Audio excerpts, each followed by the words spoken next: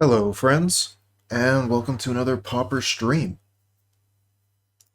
We're going to be playing a new deck that has surfaced recently. Uh, Calling it Mardu Reanimator now, just because I'm not really too familiar with what everybody else is calling it. So we're just going to go with that for now. But it's a value-heavy deck that's using creatures that have enter the battlefield abilities and high mana costs. Some of these cards we are going to evoke. Some of these cards we're going to discard with Faithless Looting. And we're going to use interesting ways to get these cards to stick around or to come back. Basically, we're trying to cheat on mana. So if we're able to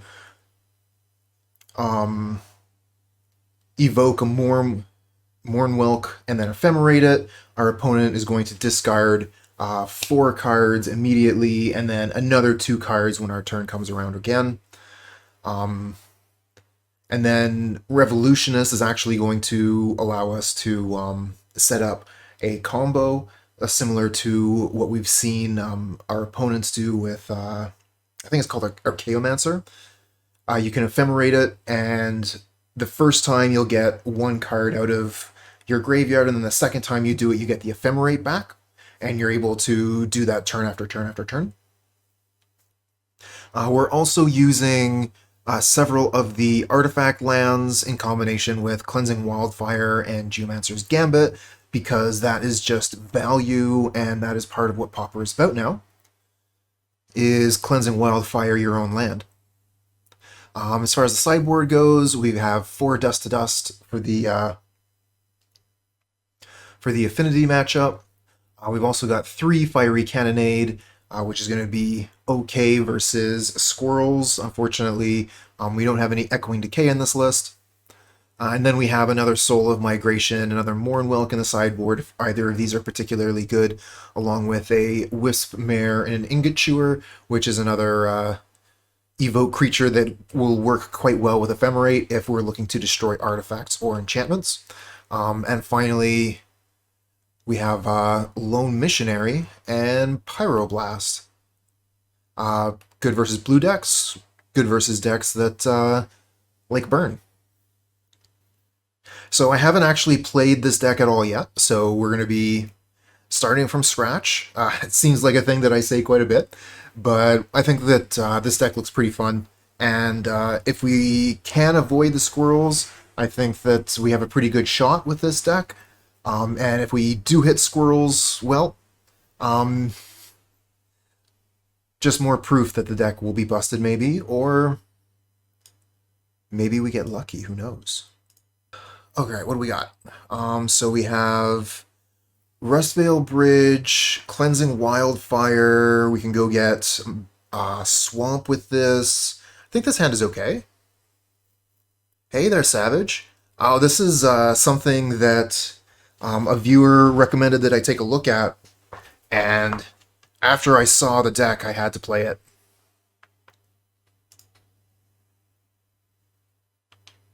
Okay, Ice Tunnel, so we are playing against Dimir. Don't know how the matchup's going to go, but I feel like we're going to be pretty good against Dimir. Oh, Ephemerate? So nice.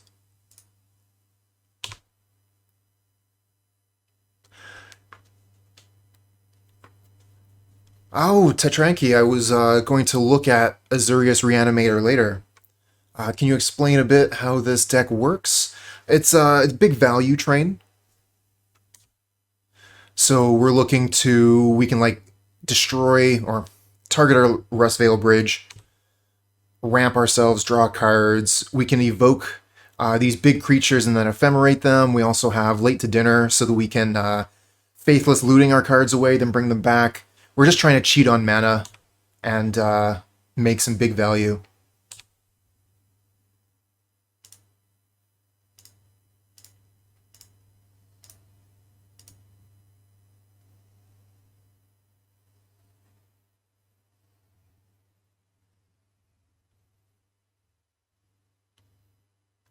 Oh yeah. I don't remember the name of the enchantment, but the art is by Rebecca, right? Rebecca Gay.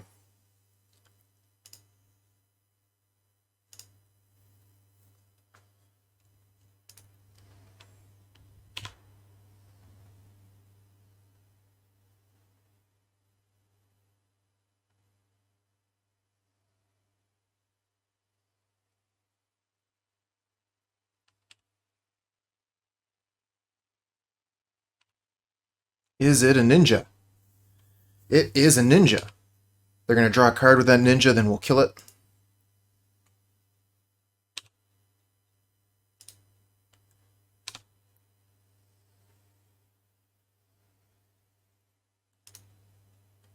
Well, you do get access to some different cards with the different colors, obviously.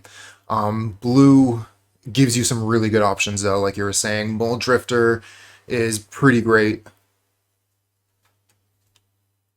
All right, so we have 1, 2, 3, 4 mana total if we play the Ash Barrens. Not too interested in doing that. I'm thinking cycle the Ash Barrens. We got the Night's Whisper as well. And then we can maybe like Galv Blast the Ninja. I think we can do all those things.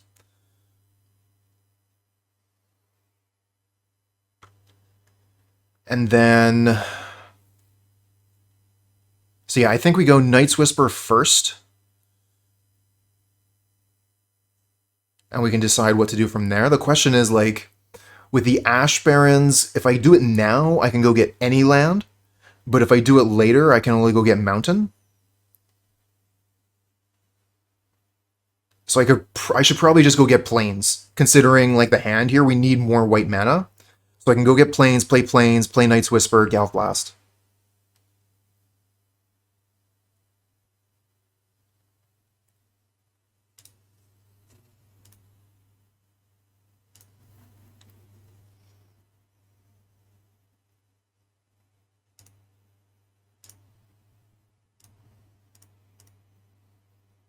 No reason to let them untap, exactly. If they untap, they could have Spellstutter Sprite, so we're going to go ahead and Galv Blast immediately. Also, we were at 7, or we were at 8 cards in hand, so if we went to their turn, we would have had to have discarded a card. We don't have Late to Dinner, so I have no interest in discarding a Soul of Migration right now.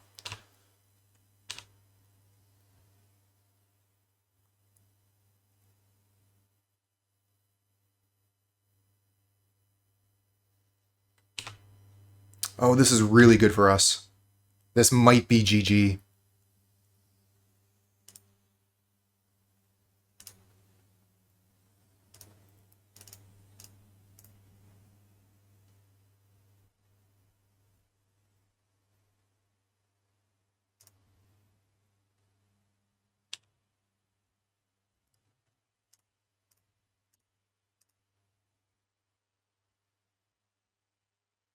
Oh, they have the Snuff Out in response. Okay, so we lose the Ephemerate. Good Snuff Out. We do get the birds, which are good blockers, but excellent Snuff Out from the opponent.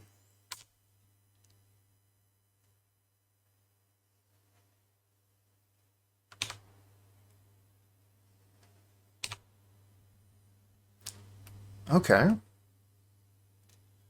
1, 2, 3, 4, 5, 6. We're almost there on the Revolutionist. Think we probably play Thraben Inspector, draw a card.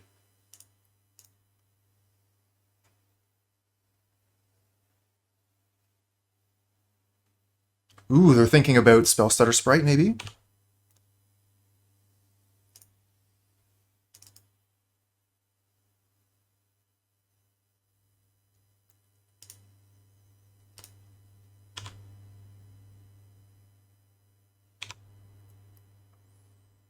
Suppose I should have attacked with one of the birds there. I don't think there was much of a reason not to. Well, we could Galv Blast our bird in response and keep a bird. That doesn't feel very good.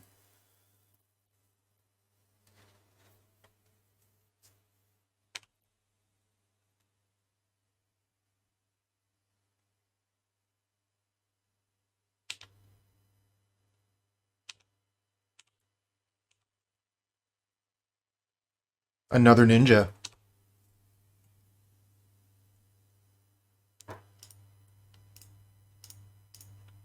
Let's try and kill it. They have a spell stutter sprite or a counter spell, then they're tapped out.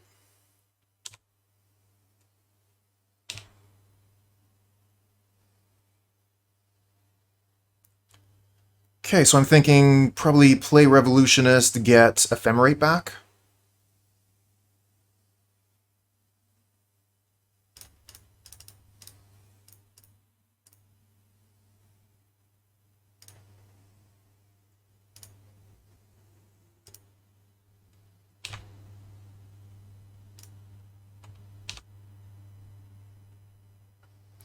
If I attack with Thraben Inspector, then one removal spell lets them draw a card with Ninja. So I'm going to hold it back. This way I can throw the Inspector under the bus.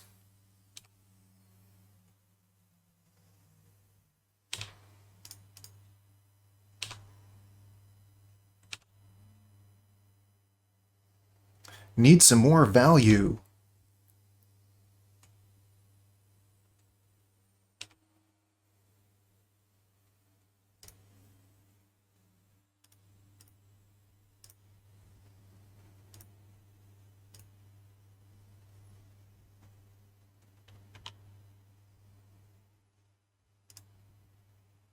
Oh, nice one. Faithless Looting.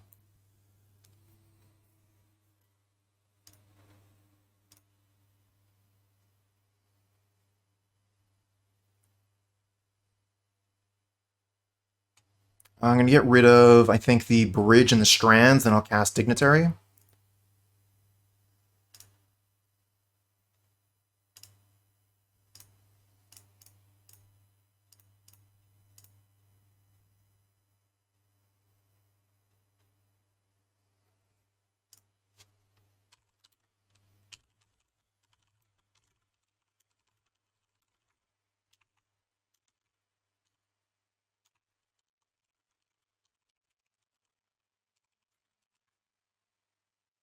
Another counterspell. Okay.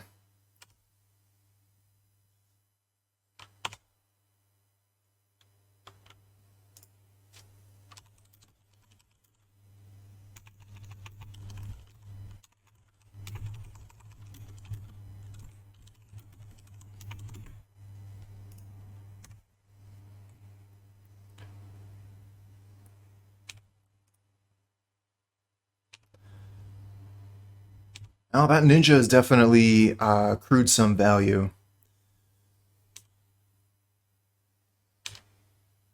Okay, so they're going for the Fairy Seer post-combat.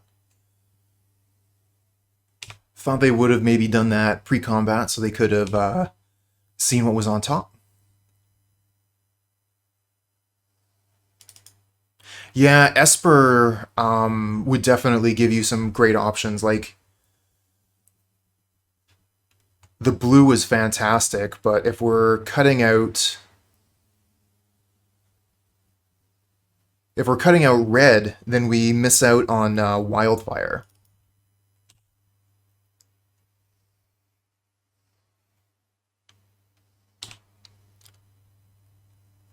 Another Wildfire.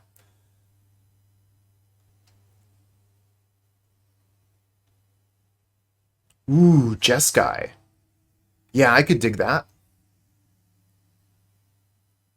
Yeah, this board is awful. I think that we've lost this game, but we'll see what we draw with... I guess we could go, like, Soul of Migration, Ephemerate it.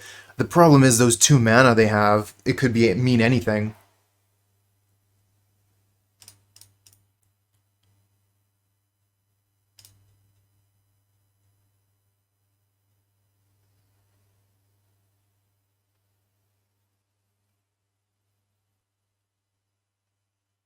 And then what do we discard here? Wildfire and then probably Ephemerate?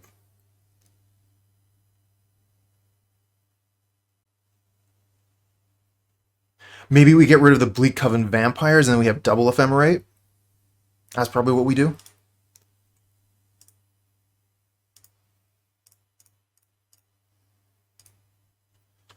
No counterspell, please.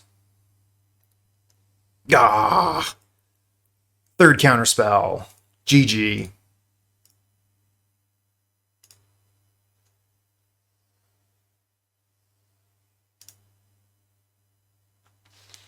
Alright, so let's see here. We're going to want Pyroblast. And honestly, that's probably it. Revealed the counterspell with the Augur. Oh, okay, I wasn't paying enough attention. Cannonade kills the Faeries, and it kills the Ninja. So, I mean, there's definitely some value to bringing in Cannonade.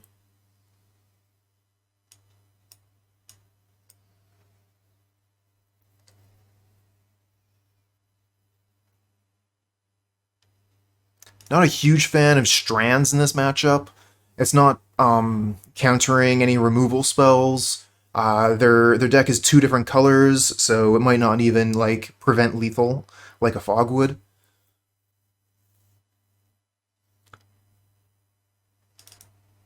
I'm gonna leave a couple Stonehorns in.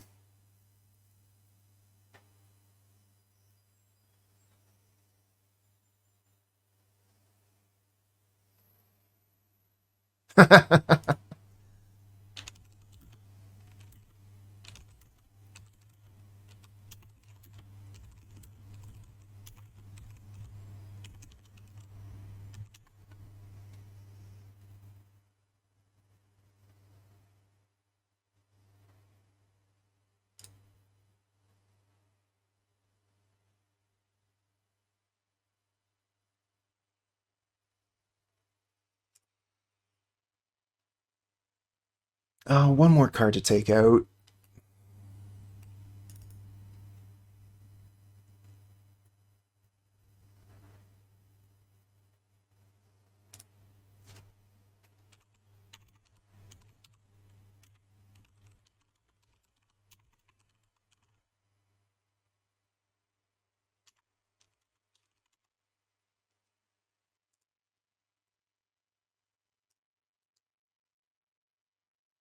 Yeah, we're gonna keep two dignitaries.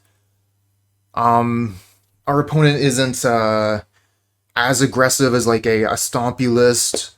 So I definitely want to have some to be able to keep them out of combat with their Gurmag Anglers, but I don't think we need all of them. Looks fine to me.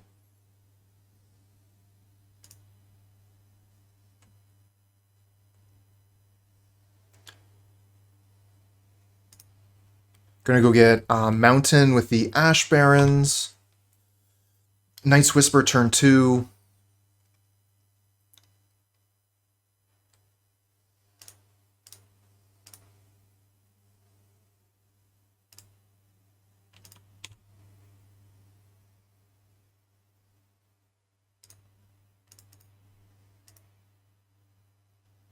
Should have just played Bridge into Swamp. We don't even have any red cards. Hey there, Cylon.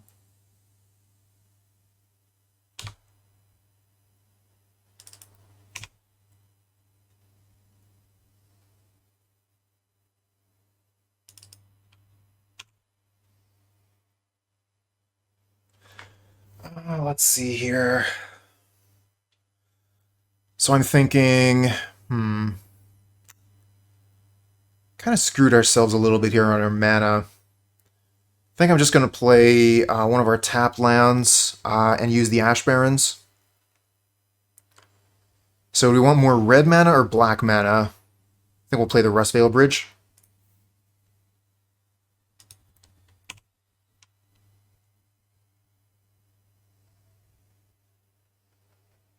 Haha. Alright, so they're going to have a ninja coming down.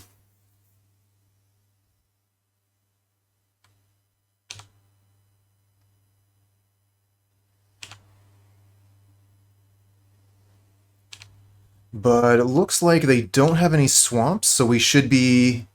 No, we're still a mana off on the soul. Damn.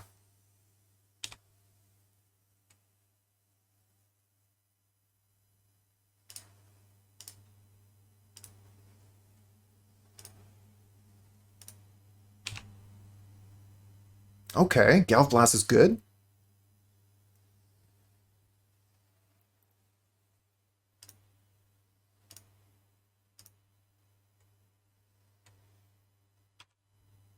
I'm going to Galvanic Blast this ninja right now. And we might as well draw the card too.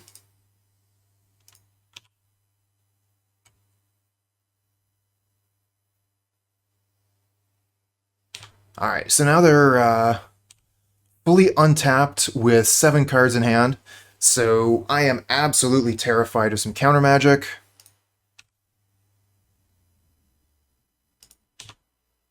But they have no black mana currently, so their hand could be stuffed full of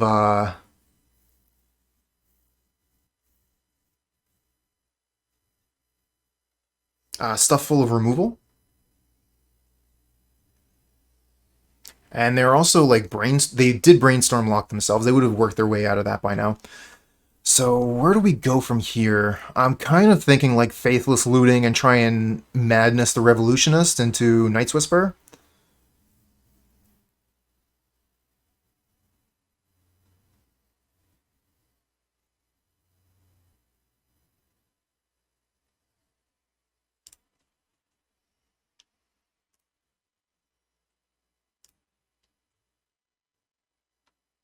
Okay, they have a Spell Starter Sprite.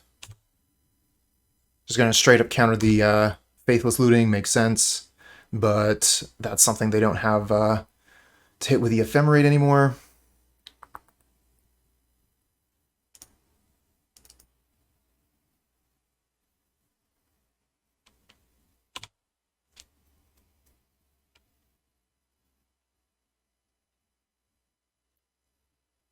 Do they have... Oh, they have Ice Tunnel now. So that brings... that allows them to snuff out. Do they have another ninja? They do. Alright, I thought we were going to have a pretty good matchup here, but it seems like we're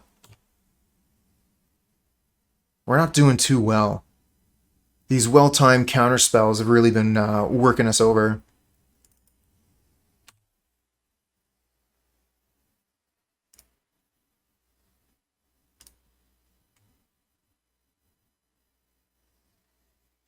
Shoot, I forgot we don't have another untapped land. Thought we could Soul of Migration and evoke that. Evoke it and Ephemerate it, but we don't have enough lands because we don't have one that's untapped.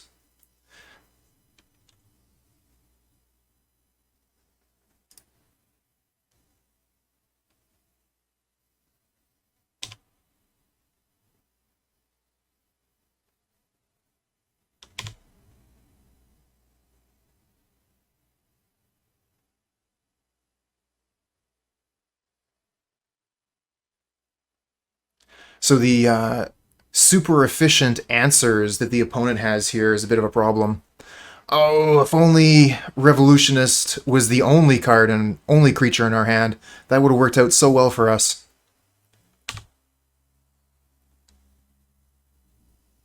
They discard Soul of Migration here.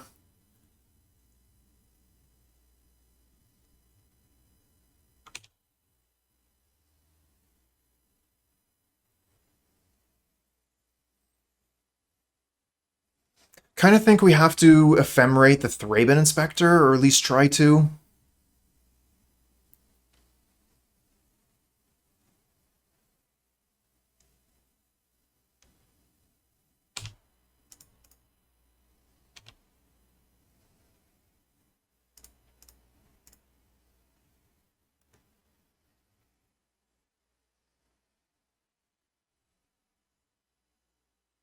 Another Spell Stutter Sprite.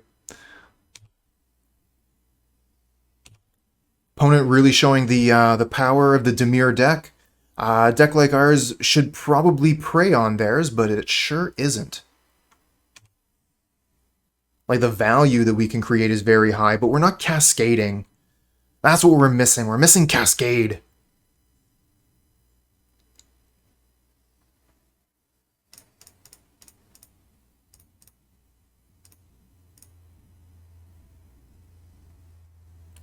And another counterspell.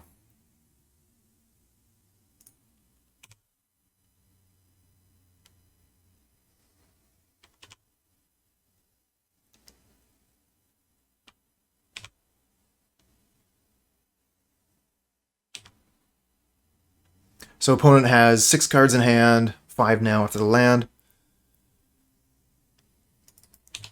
Yeah, I would say this is GG, especially with a Monarch there.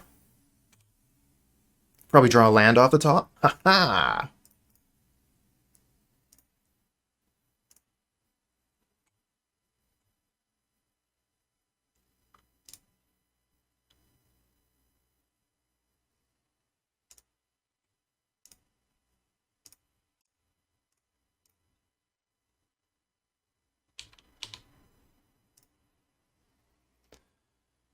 I would say that's enough.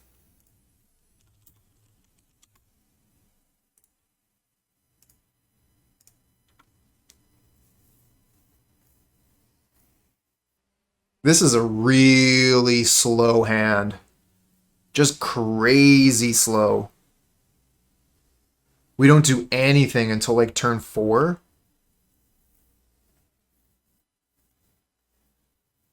Just like set up, set up, set up, set up. I think this hand is just too slow.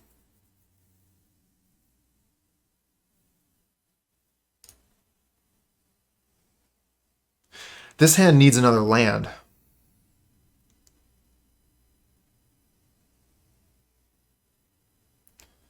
We would have 2 turns to draw the land.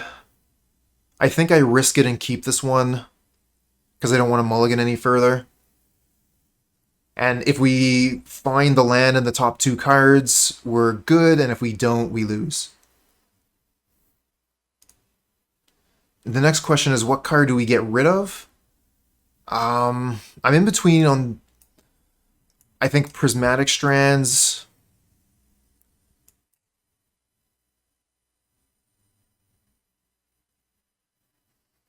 I think I'm going to get rid of the Strands here.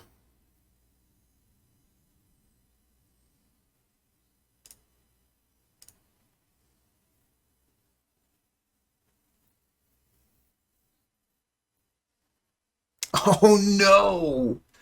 We're up against the squirrels. Ah. Oh no. We do find land, but our entire plan has changed. We're probably going to want to Cleansing Wildfire their land. If we even get an opportunity to.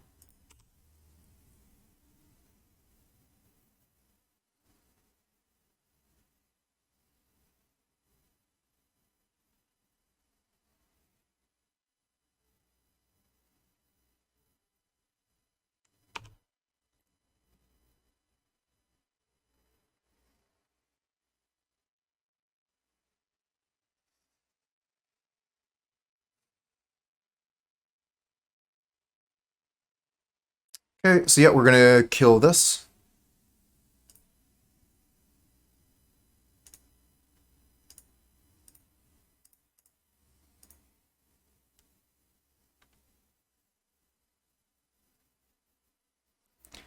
Yep, they do have the basic. We draw another land. Pass back.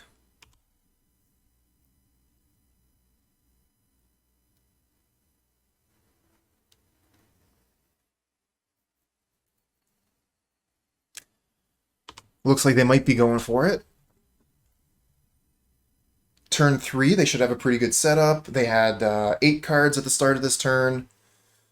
They're missing red mana, but with the Lotus Petal Chromatic Sphere, they're able to get it.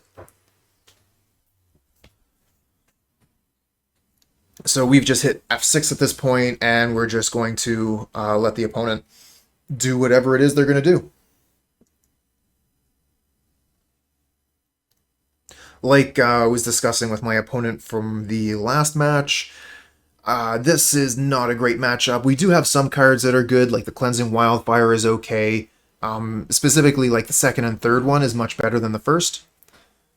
Alright, so they've set themselves up for to go off next turn. What do they get? They got first day of class, another relay, dress, sign and blood. So yeah, they're just going to keep on going and going and going. And I mean, we just realistically have nothing, so we'll play the bridge and pass.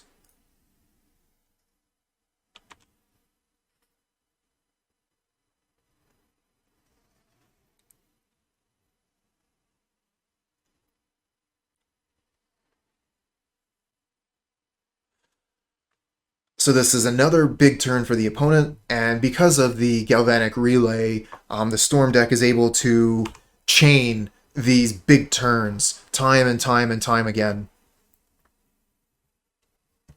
So they don't have to worry about fizzling out, because if they don't find the squirrels this time, then they can set up to find them next turn.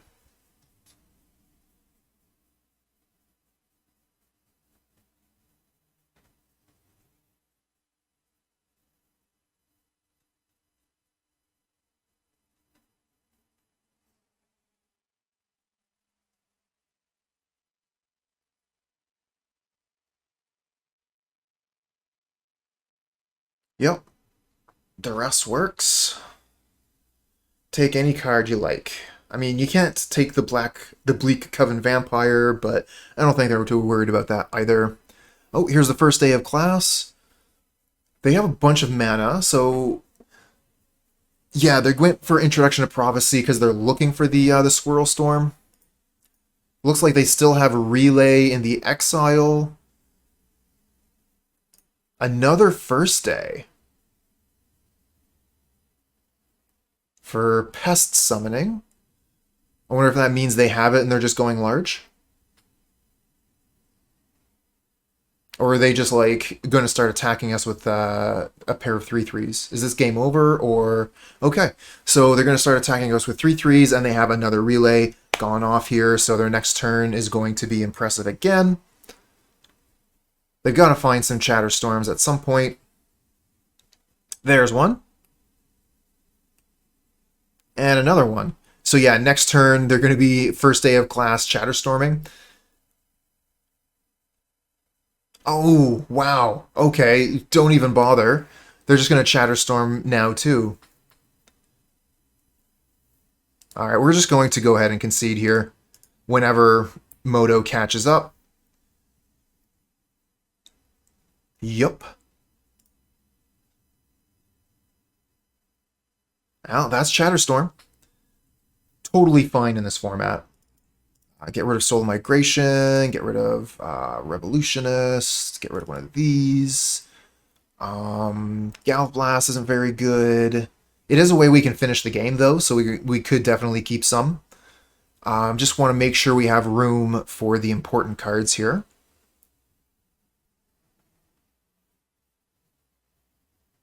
So we bring in all of these. Ingot Chewer is pretty meh. Lone Missionary, I think, is fine. We definitely want the extra Mournwhelk. Alright, so... Pyroblast is pretty meh. I mean, it's not going to hit anything.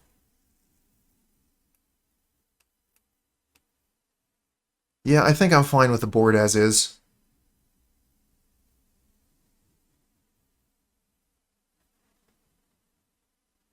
I don't think, like, Ingot Chewer or Lotus Petal is necessarily where we want to be.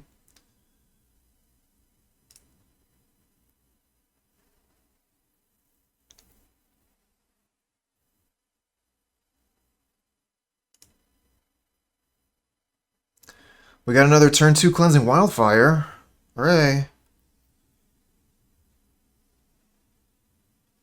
I think I'm going to mulligan this. I don't know, it's pretty close. Like, if we can get to Stonehorn Dignitary, we can start to really make something happen. Mournwhelk is really good. We have the Wildfire, it's just so slow. But our deck is so slow.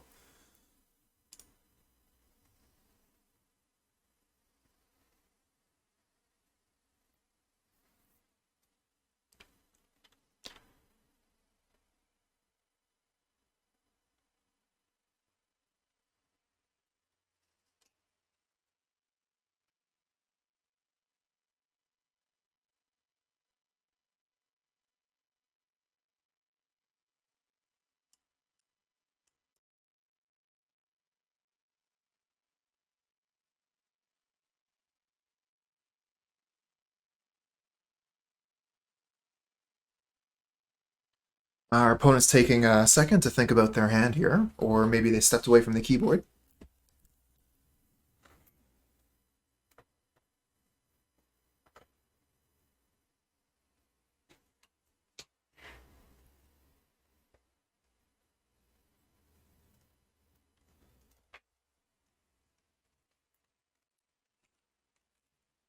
All right. Play the bridge and pass. Hopefully this is the only time we face Chatterstorm this league. But it is one of the most played decks in the format. I was hoping for a land.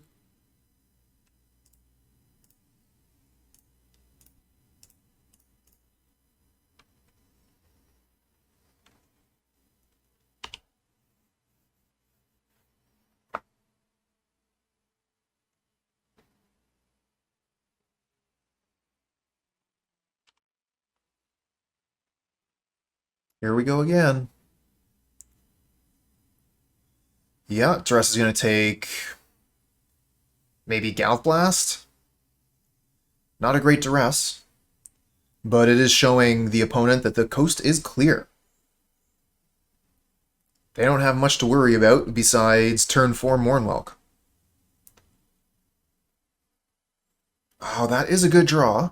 It allows us to play the Thraben Inspector and draw a card. Alright, they know we drew the land, so we can just go ahead and do this now. I guess it probably would be better to wait just in case they duress again, but we're not punished.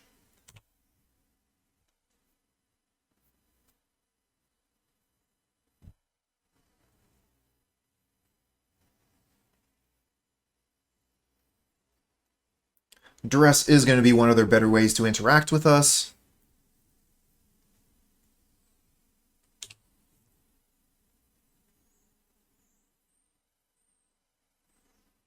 Oh, discard one of these. Help me get a Mournwhelk into the graveyard so I can bring it back.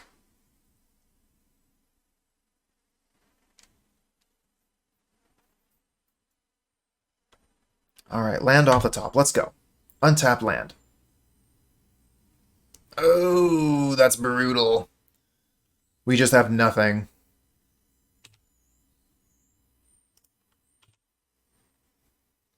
Now, that's what we get for targeting the opponent's land with Cleansing Wildfire. It did cut down their mana by quite a bit, but they get to keep going. Their hand is really not too scary, I guess. Like, they have all that mana.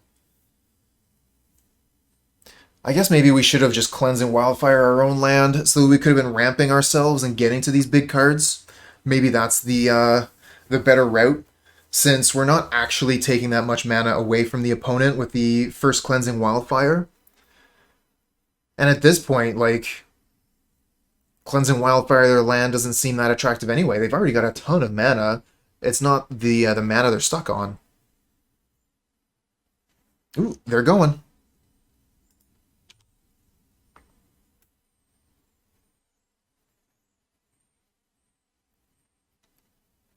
First day of class. Gets Introduction to Prophecy. Are they just going to go ahead and cast that too?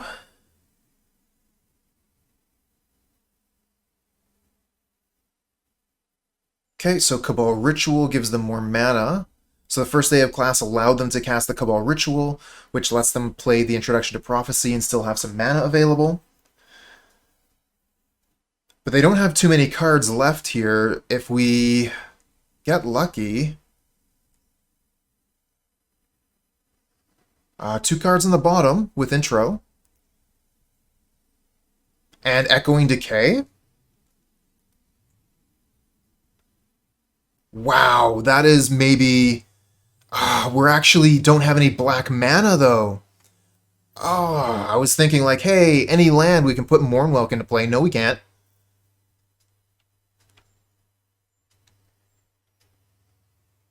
Because we don't have black mana. Now, that is one of the problems with Pauper. This can definitely happen. So the Stonehorn Dignitary, if we play it now, like they only have 2 cards in hand. They've kind of like shot their load. I don't think that playing Stonehorn this turn is going to be good because they're only going to have 3 cards to storm with next turn. I think we can wait. Let's see if we're punished.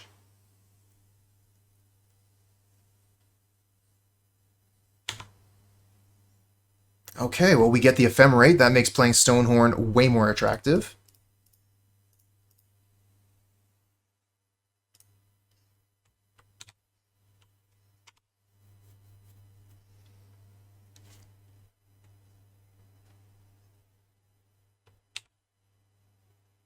Night's Whisper, again, don't have any black mana.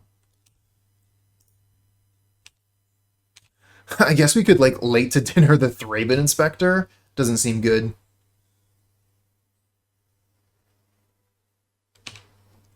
Opponent flooding out hard. So you cast the Lotus Petal here, which leads me to believe you want to do some Storm shenanigans.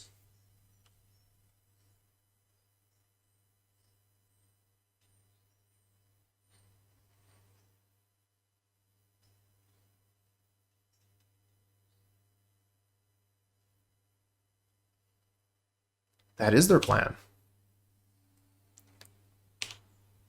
Get a couple squirrels.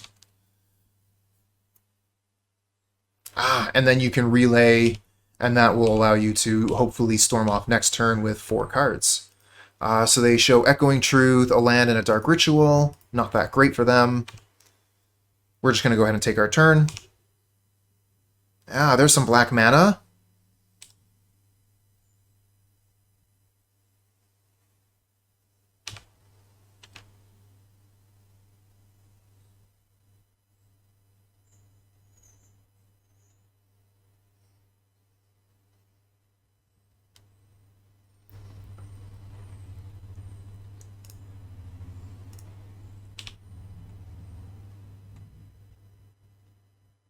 Cool. Well, now that we can actually finally do Mournwhelk stuff, they have no cards in hand.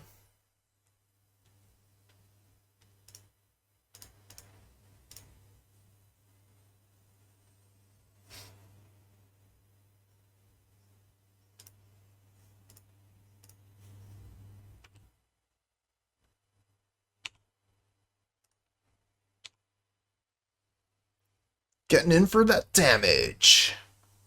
15 turn clock, maybe? Thraben Inspector doubles that.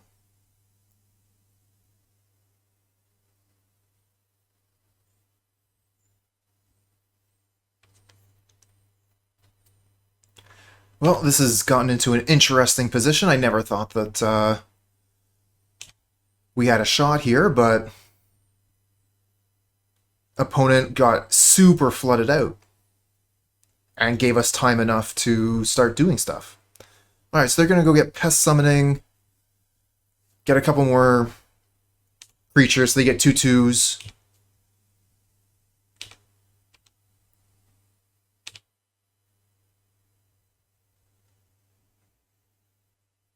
You want to attack me with those? That's fine. Sure. Take the damage. It's just 4.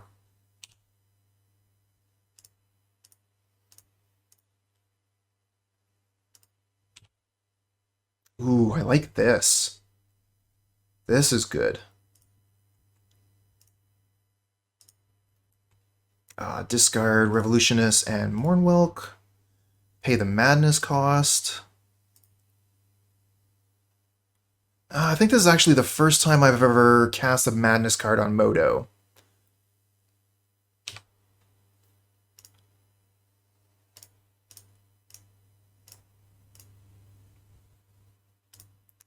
What are we going to get back? Probably Night's Whisper.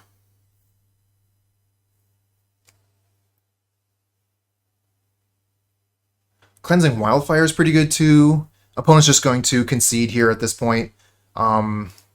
It seems like opponent is in a very precarious position. They're just not going to have any cards in hand at any point. I'm not going to let them because of the Mournwhelk. So they decide to scoop that one up, save on their time, their clock, and we'll move on to game 3. Well, they'll be on the play, and it will be very, very difficult again.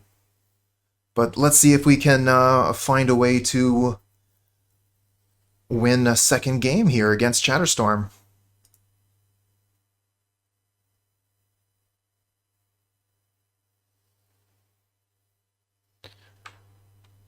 Well, these are cards. We're missing red mana for the Cannonade, but like opponent has Duress, so we can't really count on that.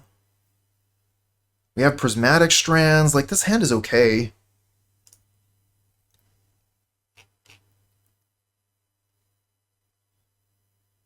Got a lot of the pieces we're looking for. But can we survive long enough in order to implement them? Can we find the red mana we need?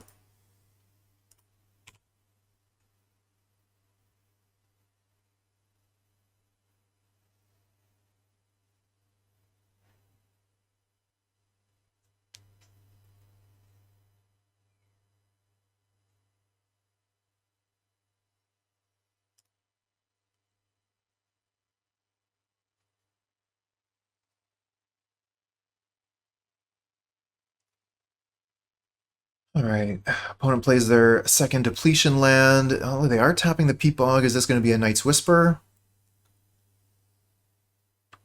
It is indeed. Do we find red mana? We do!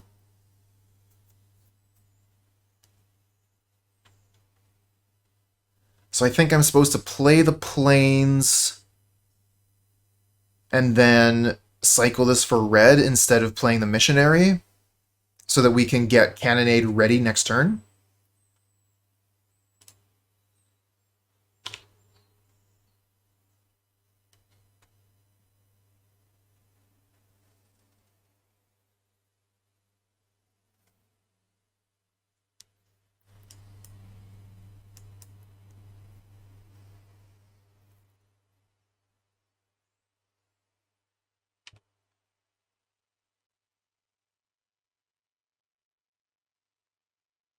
We could probably just hit 0 at this point.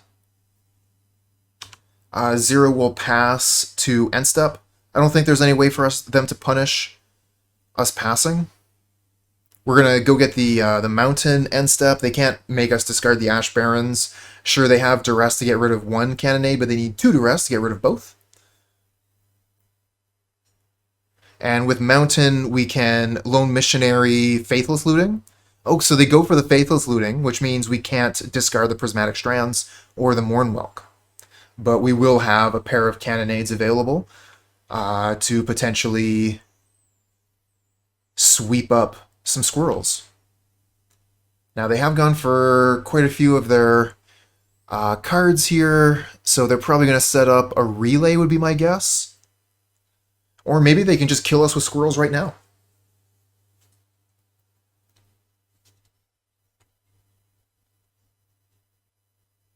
They have enough cards in hand and mana.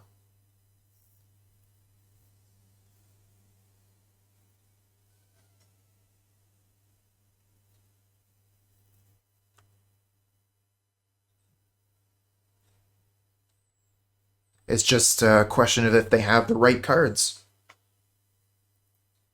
Well, first day of class is definitely one of them. If they get a second first day of class, our Fiery Cannonades are no good. Intro to Prophecy. Oh, they're almost out of mana now.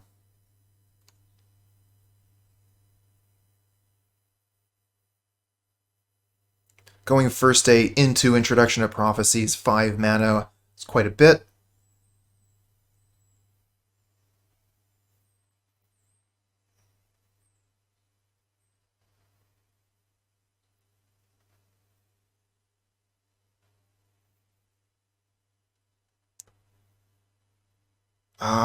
Two cards on top.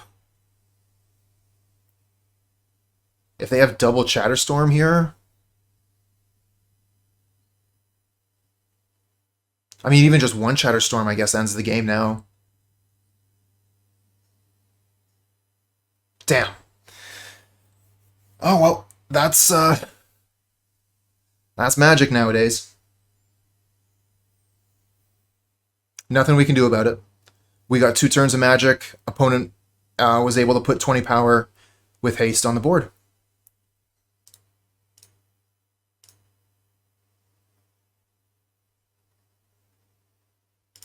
This hand looks good. We'll keep.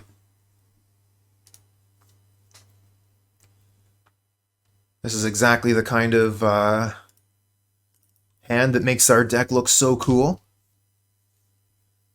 Turn 2, Cleansing Wildfire, start ramping.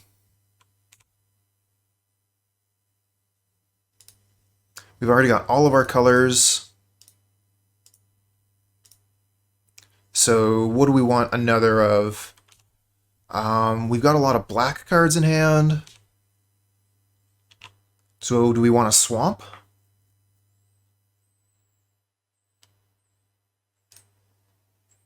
Oh, nice. And we draw a mountain? Excellent.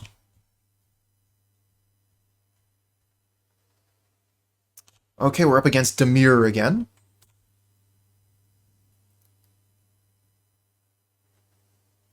Augur of Boros misses, and we find another Cleansing Wildfire, so we can continue to ramp. So cool.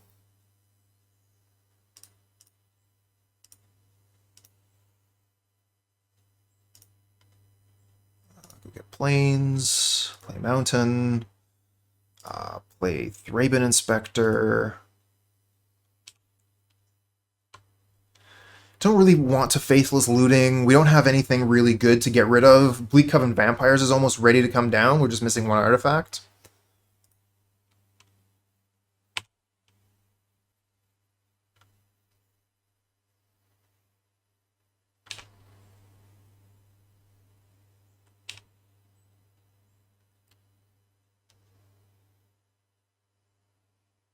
Think probably Night's Whisper to start. Ephemerate, alright.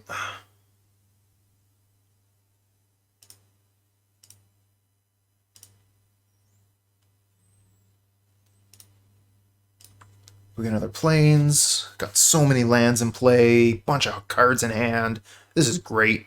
Let's pass back.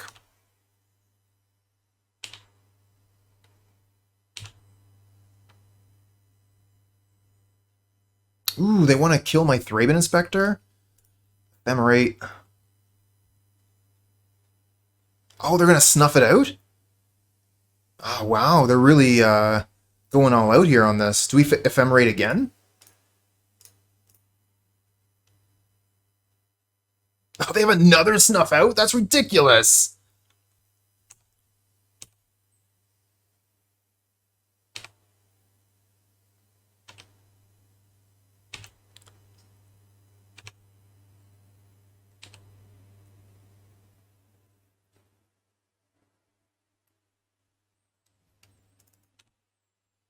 Snuff out so good.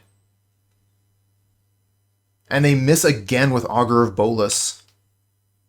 So they're not going to be able to ninja. Don't have anything to worry about there. Oh, we do find another artifact land, so the Bleak Coven Vampires are going to work.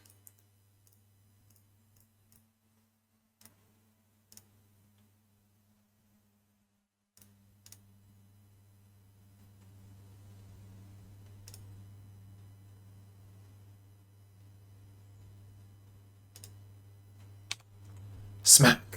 Go down to 8. And these Galv Blasts are lethal. We could throw one at their face right now, and then they're down to 4.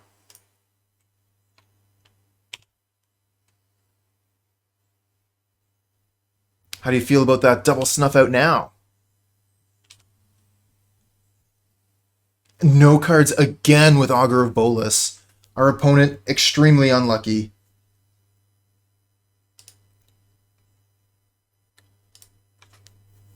We're going to want Pyroblast. I'm not a fan of Strands in this matchup.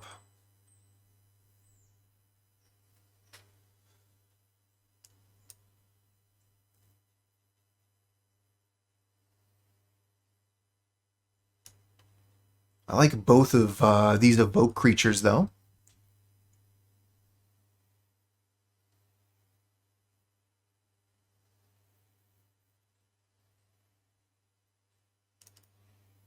Hate to love to see it. Yep. It's really frustrating when you're on that side. Um, I've definitely felt that frustration with Collected Company.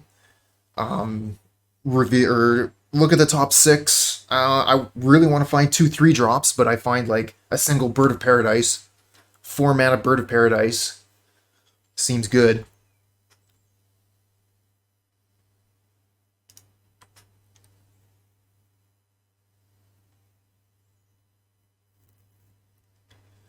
Um, is it good enough? Like we got the Night's Whispers to draw a bunch of cards. The Mournwhelk could be good. I think it's really about how fast the opponent is. We'll find out if we're going to get punished. The opponent is keeping 7.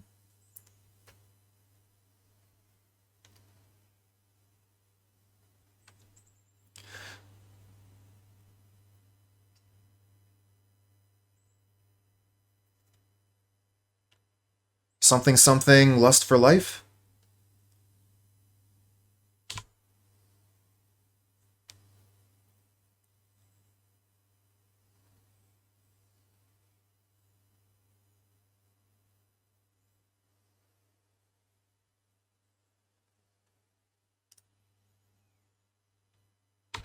Just trying to decide between playing Drossforge or Goldmire.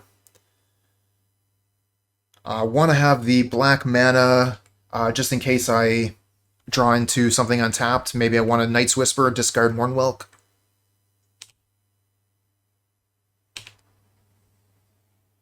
Faithless Looting, not bad. Okay, I think we'll probably just play another Bridge and cycle the Ash Barrens.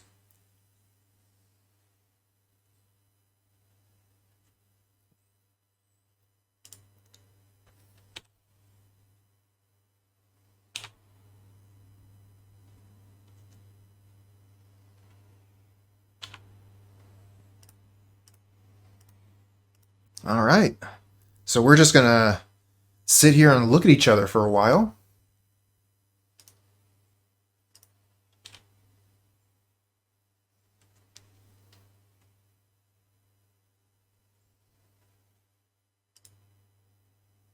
If we play Night's Whisper, we would be discarding a card. We could discard Mournwhelk, but next turn we're just going to be able to evoke Mournwhelk, make them discard 2 cards. I think that we can just pass the turn for a little while here. But this could be the turn they throw down like Spellstutter Sprite into Ninja.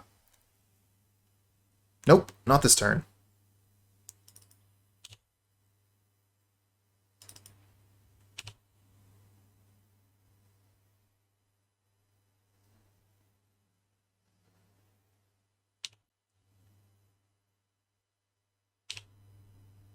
Thraben Inspector, okay. They could have the counterspell for this pretty easily in a Spellstutter Sprite.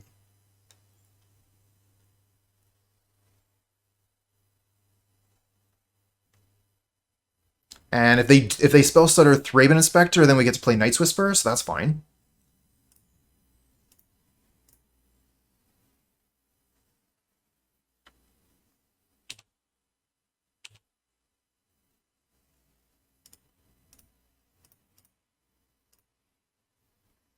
Pyroblast, interesting. Do we play the mountain so we can hold up Pyro to kill a ninja? Well, if they put Ninja into play, then they'll have Spellstutter Sprite back. So Pyroblast isn't going to be able to kill a Ninja. We could use Pyroblast to kill the Spellstutter Sprite. I think it would probably be just better to try and counter something on its way down. Yeah, I think I'm just going to play Tap Land again.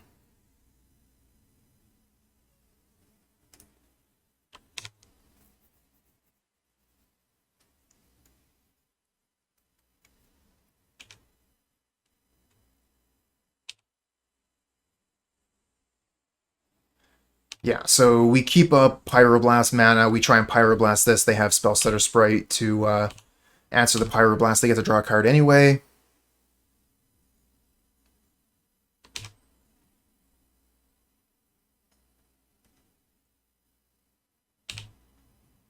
Alright, we're not too far behind yet.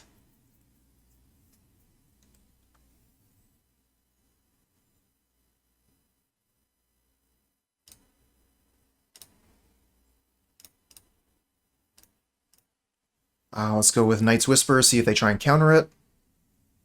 No, they don't. Okay.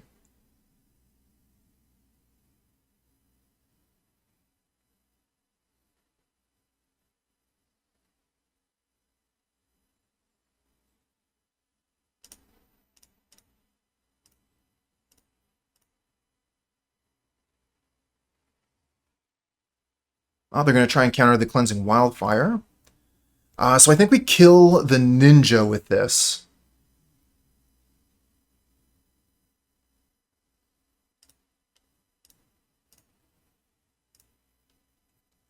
I'm fine with them countering the Cleansing Wildfire if we get to kill the Ninja.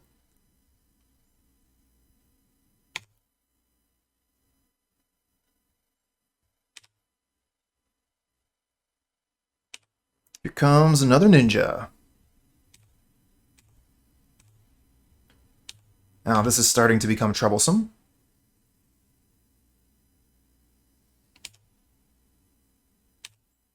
Do we have enough for Mournwhelk double Ephemerate? 1, 2, 3, 4, 5, 6. We do if we play Untapped Land. Oh, we also get Late to Dinner. Okay. Late to Dinner's not going to work too well yet, but if we get Mournwhelk into the graveyard, that'll work.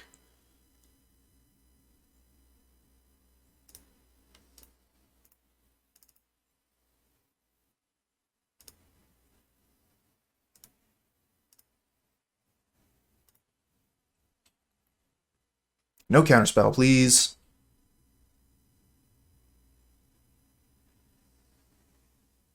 Womp womp.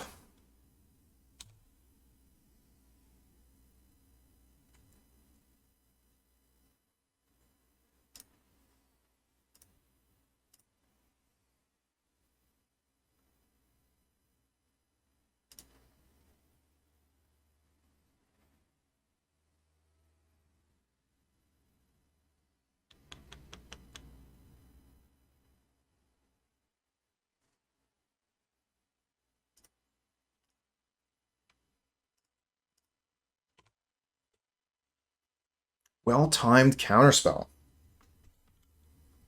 Now, Duress is going to be able to take our Late to Dinner.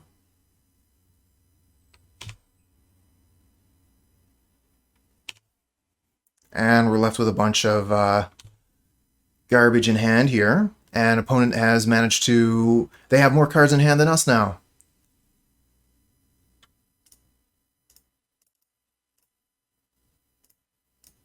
Alright, Stonehorn Dignitary. Another counterspell. Alright, so that's basically GG here.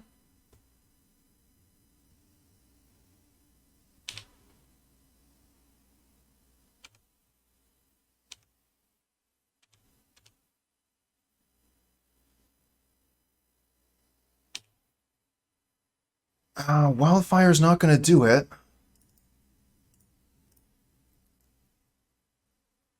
They should probably just counter this. Yep.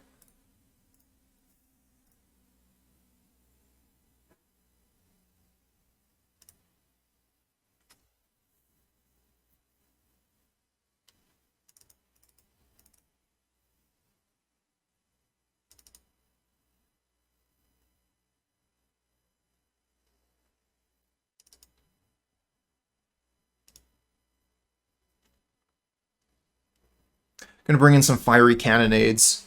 Try and kill off their creatures. I mean, the hand looks great.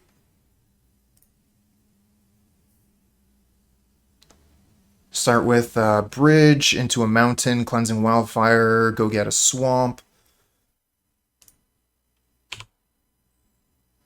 We'll have 4 mana on turn 3 to Soul, and then we can Late to Dinner the turn after, maybe. Oh, Ephemerate's cool.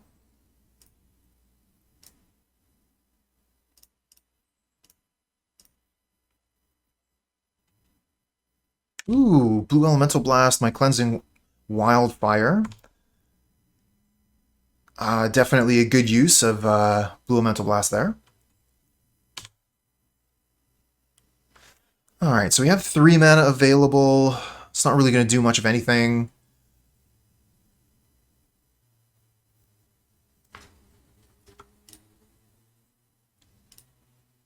Just gonna go get Swamp. Play Swamp.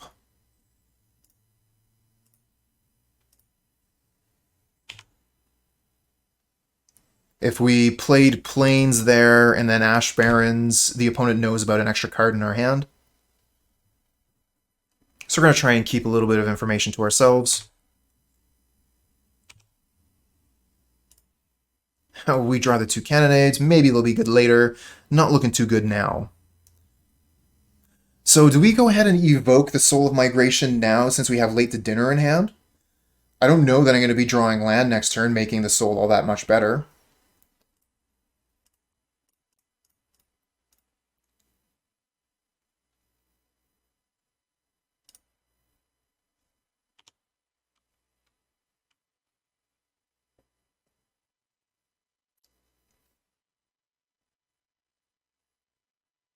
Yeah, I'm okay with this.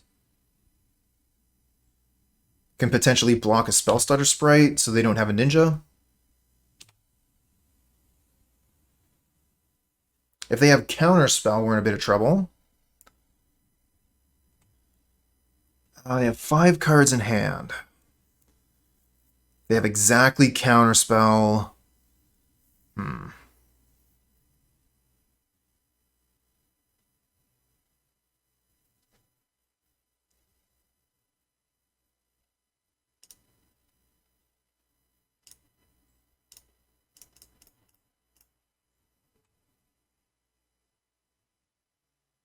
Oh, it actually worked. I wasn't actually expecting that. Cool. Oh, and they're going to snuff out the Soul of Migration here. Oh, we still get our tokens. And we can start attacking in.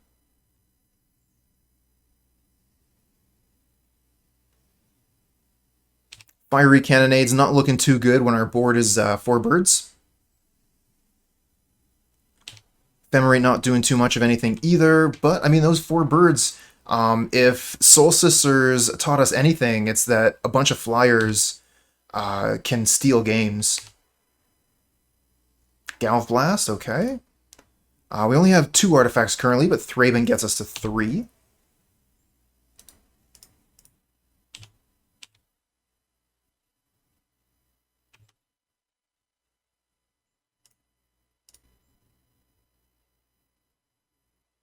Okay, they're going to Spell Stutter this.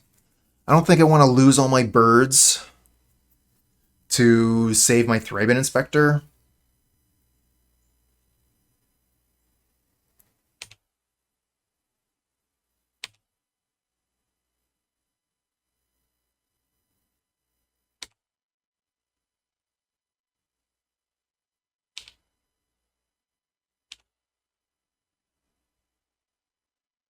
Okay, they're about equal on flyers now with us.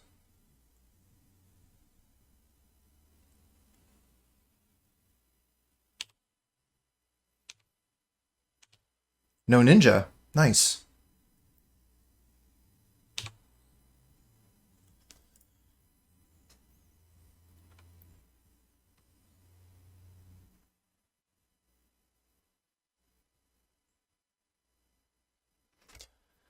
So if I start... I think I start attacking with everything now.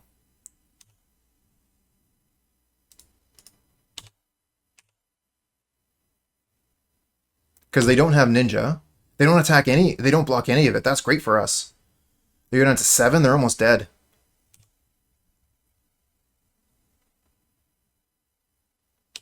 Wow. I just realizing how advanced my clock is compared to my opponent.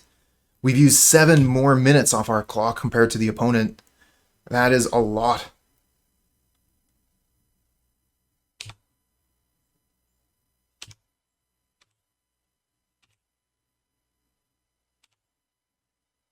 Oh, another Soul of Migration. We have Ephemerate. Neat.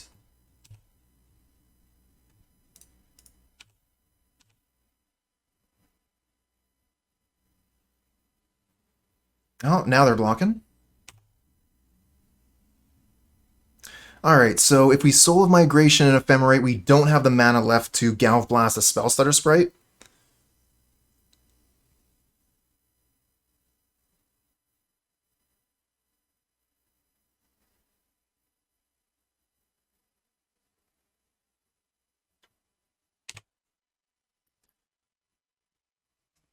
Oh, there's another spell stutter sprite, so we would have got caught.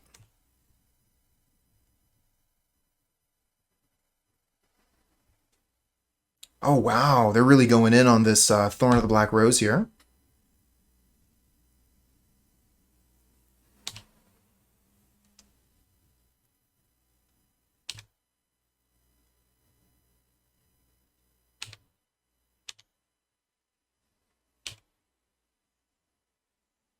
Alright, I'm kind of interested in Galv Blasting the Spell Stutter Sprite. Oh, we're only like one artifact away, though. They're at... Oh, it's so tough. If we Galv Blast the Spell Stutter Sprite, maybe we can take the Monarch.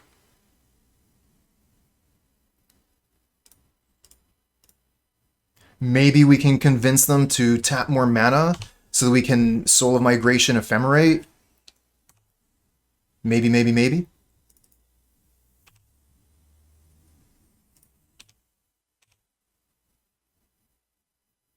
Cool.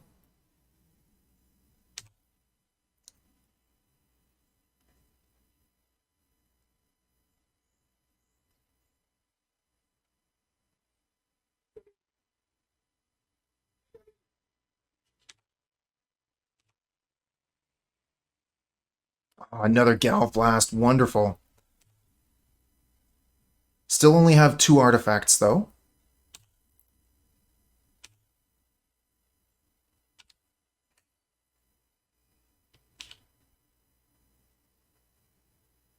Fairy Seer is a blocker.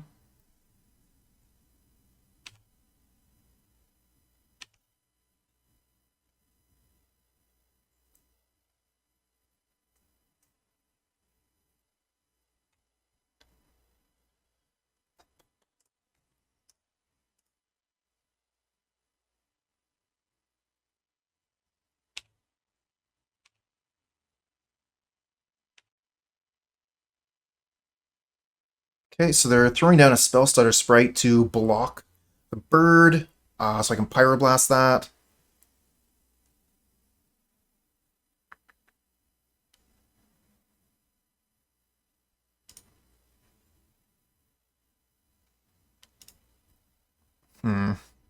Maybe I just try and Ephemerate Soul of Migration now.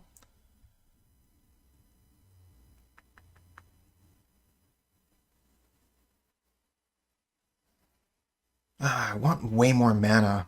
So I could like Soul of Migration Ephemerate with Pyroblast up. Why isn't this a treasure?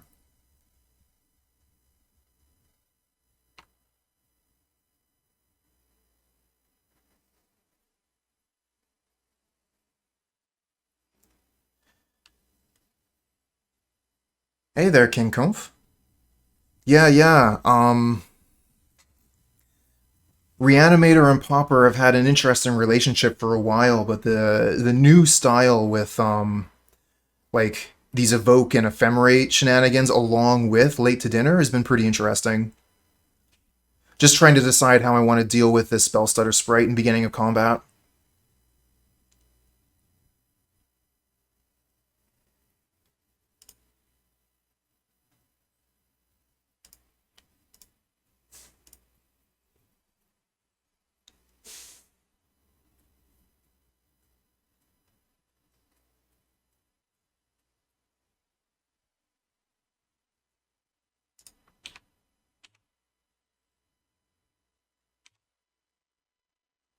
Ooh, okay, knock him down to 4. Get the Monarch back.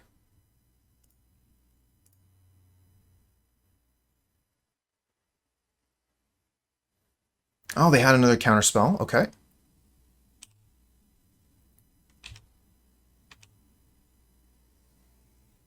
Oh, nice. Ash Barrens, so we can land cycle that if we don't want to Cannonade. Huh, they got to cast down our bird. Ooh, Behold the Multiverse. That's a good one. But they're tapped out now, so we can Soul of Migration Ephemerate during our turn. Ooh, they could have... No, they can't snuff out because they're at 4 life.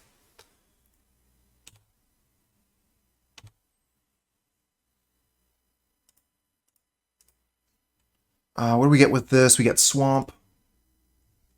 And pass the rest of that turn. All right, so let's see here. 1, 2, 3, 4 plus Ephemerate. So we play a tap land this turn. Then we have 3 artifacts.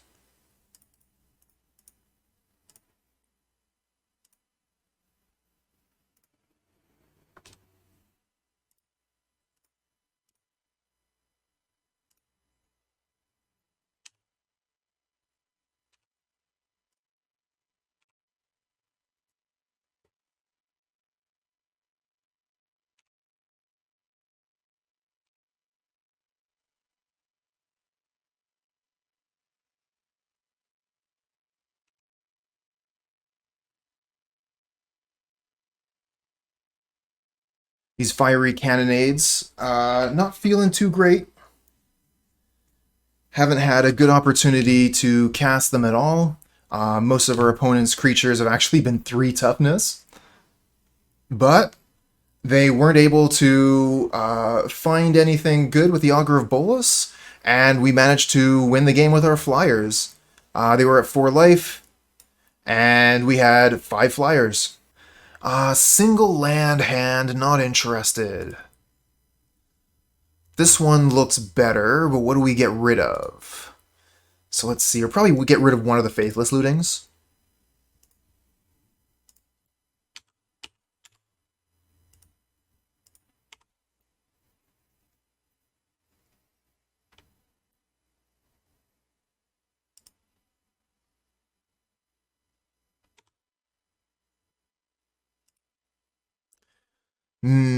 I think we probably have to loot here, just to try and find more lands. Or maybe I think we wait till next turn. Get an extra draw, so we have more information about how we want to play it out. Because we're not going to be able to play any land that we draw this turn anyway. Prismatic Strands. Oh, that's a card we want to discard. Alright, Faithless Looting. Get rid of probably Soul of Migration and Prismatic Strands.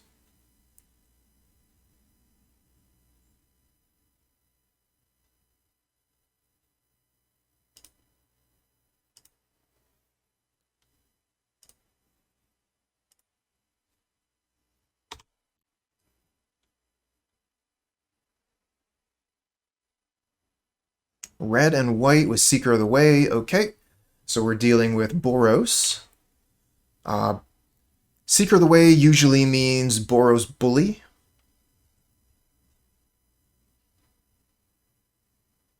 And they're going in for some big damage this turn with a Lightning Bolt.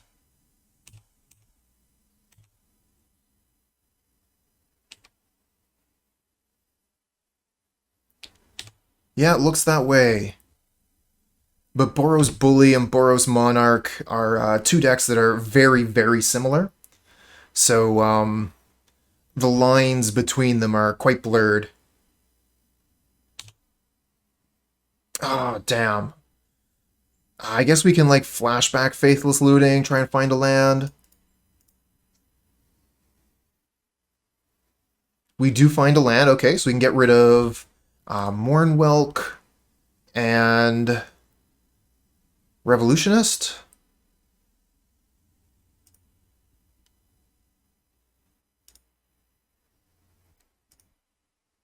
Don't have the mana, but we can play this.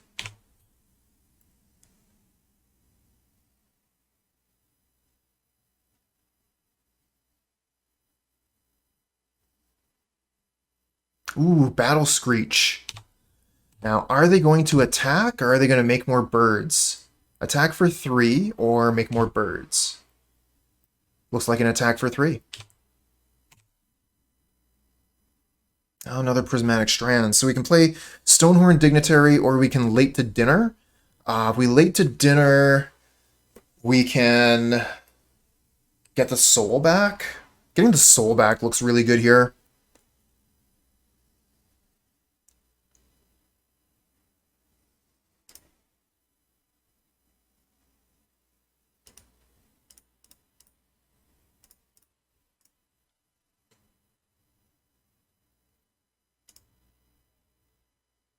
Okay, now we have Prismatic Strands ready to go as well.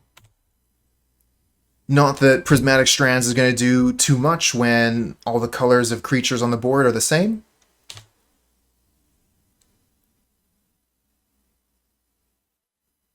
Ooh, Journey to Nowhere. We have no untapped mana, so we are not able to ephemerate the soul. So it looks like Stonehorn would have been nice there, just to be able to at least keep us from taking a bunch of damage this turn.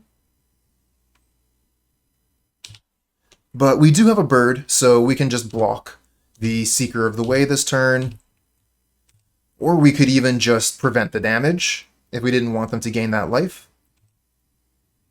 I think we just chump here, though. Chump with one bird.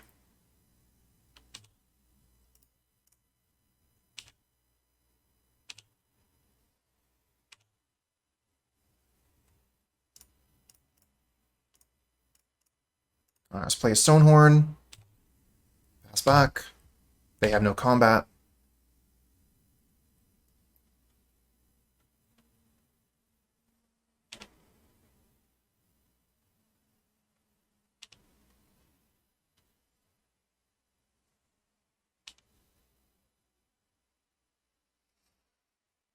So if we get land here, then we can late to dinner the Revolutionist. I guess we can late to dinner the Revolutionist because we have Prismatic Strands regardless.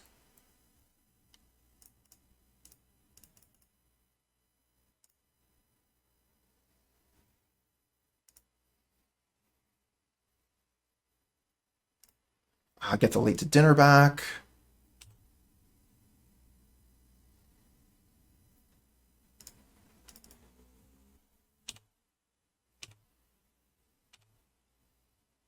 Okay, so we do have combat this turn, but Prismatic Strands will keep us safe. And the cool thing about that is Revolutionist could actually block a creature and do damage, but will take none. A Braid killing the Revolutionist. Yeah, that's totally fine. It means we can just bring it back again next turn. Although if we do that, we don't have Prismatic Strands. I would really like a land in order to do that, an untapped one, so that we could ephemerate the Stonehorn.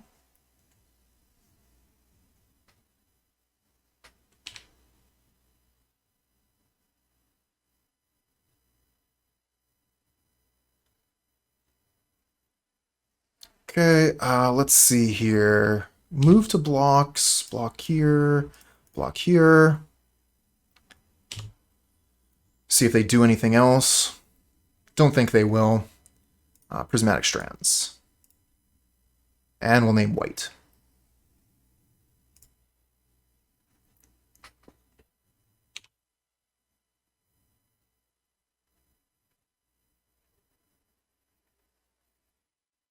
Ooh, Guardian of the Guild Pact, yep.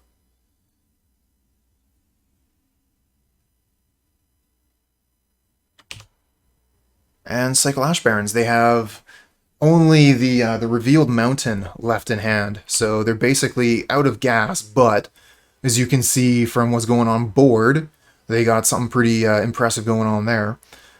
So let's see here, what are we going to do? Probably just Stonehorn again this turn.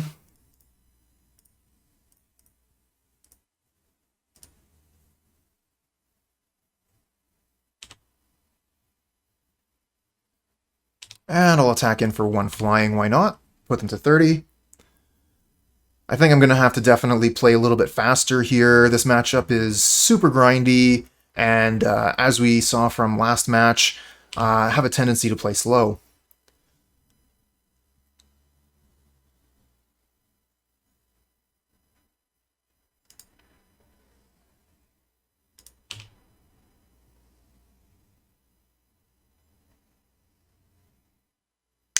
Yeah, that's true.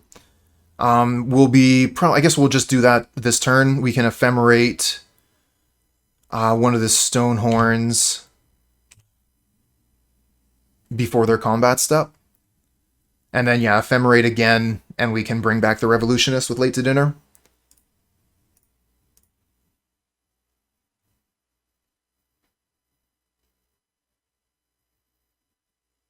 No combat.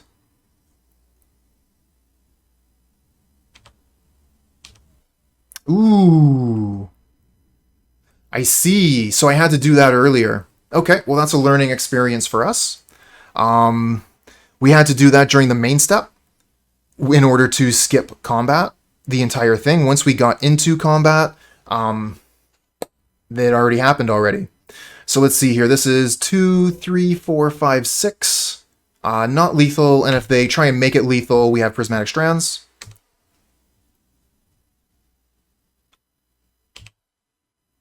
So small punt, but not punished.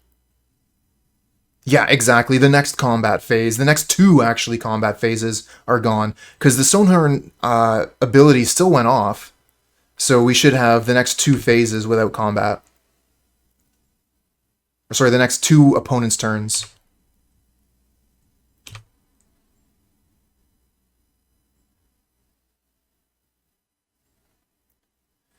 No, they it doesn't double up on the next one. It continuously accrues turns and turns and turns. They stack.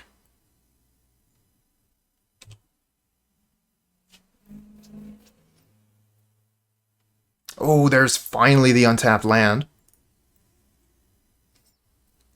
We could make them discard, but I think just like get Revolutionist.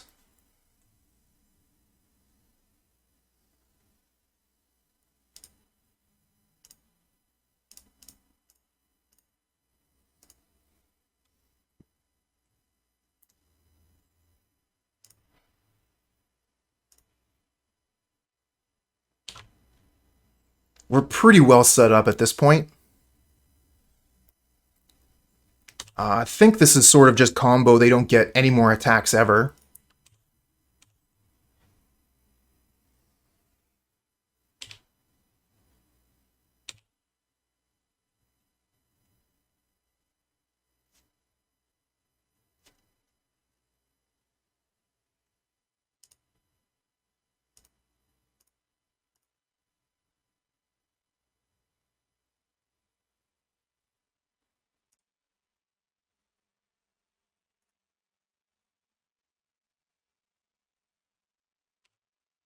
All right, so yeah, we're just super, super value at this point.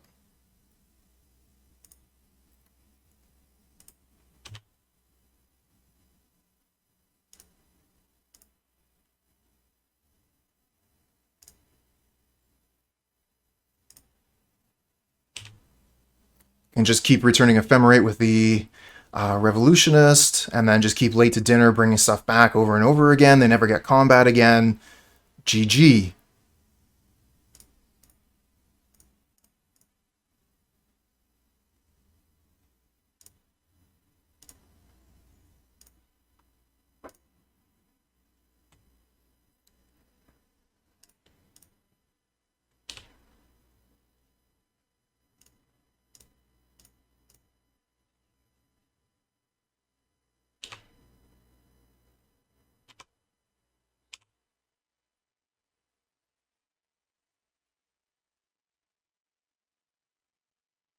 Ooh, okay. Journey to Nowhere gets rid of probably Revolutionist.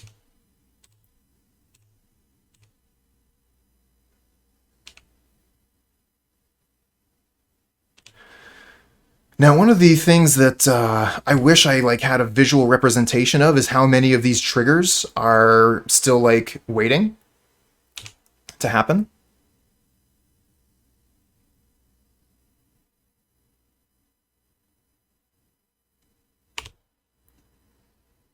Oh, we're down like 2 minutes on the clock now.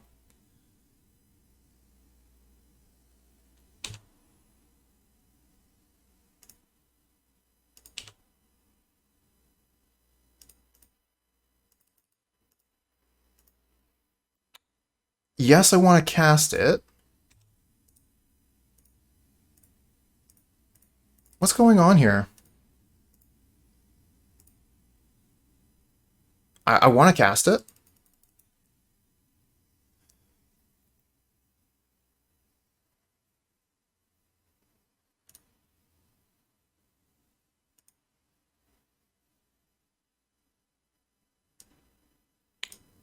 Okay, so it says here, sacrifice still has one more combat step to skip, but why is this Ephemerate not being able to be cast?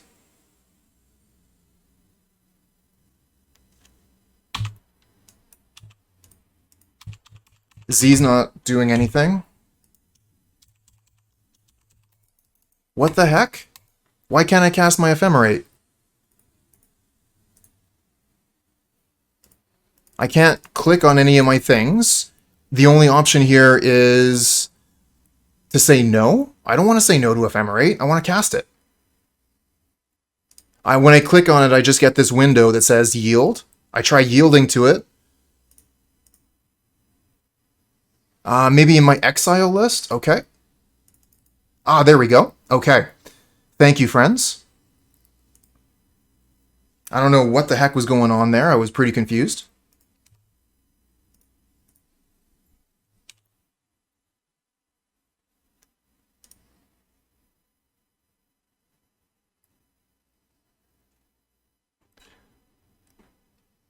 Yeah, I just figured it would have brought the card up, right? Like, usually it brings that window up so I can click on it. It was just being weird.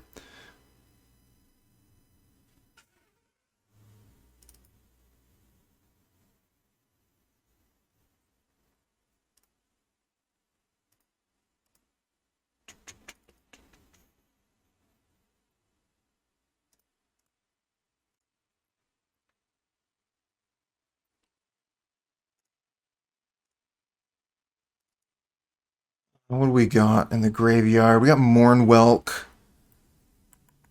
1, 2, 3, 4, 5, 6. Oh, we're off by 1 to just be able to cast it. We can Ephemerate these things, but it's not as good without the Revolutionist.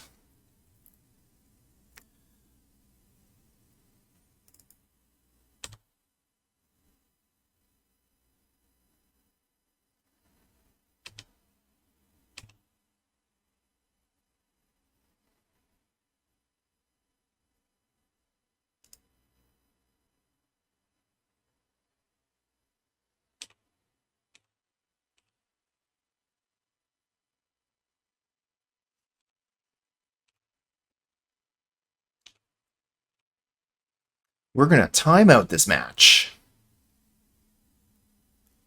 It's been a little while since I timed out. This is like game 1 right here. Oh no, I just won through the end step. That was a mistake. Oh well.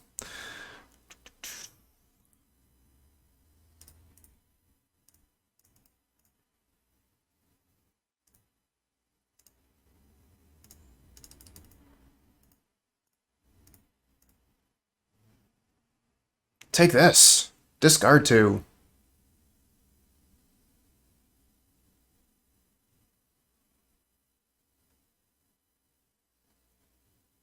No, don't do stuff. Don't respond.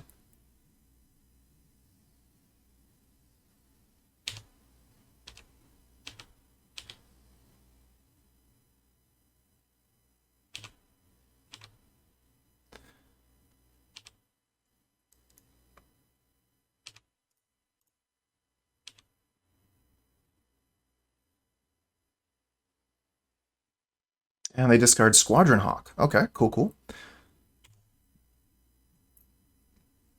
So I think they have a combat step this turn.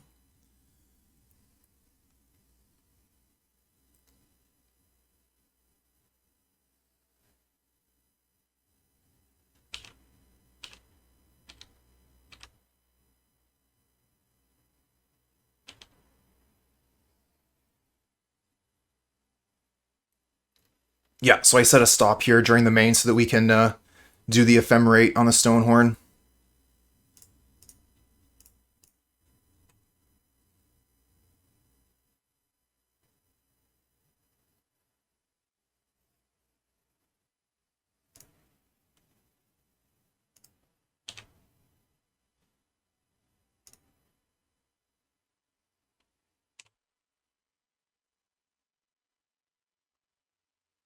Oh, there's another Squadron Hawk, so they're going to be able to fill up their hand with that.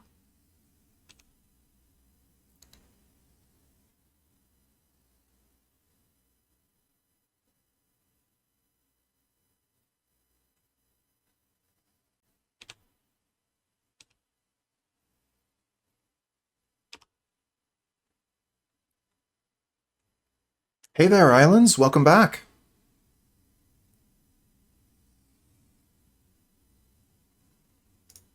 And this is where you say, that's my line. Ephemerate. Probably just have to do the Stonehorn again. Get us some extra time. Long time no see. Yeah, I was moving, and when I got to the new place, I didn't have internet for a week. That was awful. Imagine not having internet for a week. Ooh, okay. Get rid of this, and... I mean, Thraben Inspector draws another card. Galvanic Blast... I mean, they have so much life. Maybe we should get rid of the Galvanic Blast?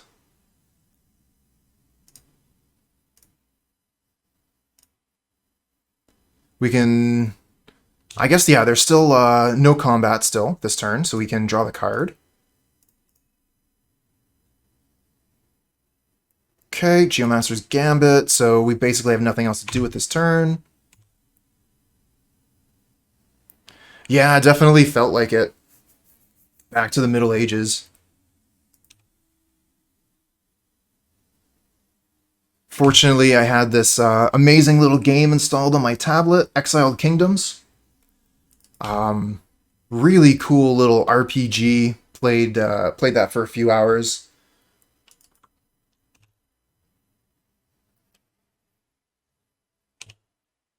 Highly recommended if you get a chance to look at it. Oh, Revolutionist? This could be it. 1, 2, 3, 4, 5, 6.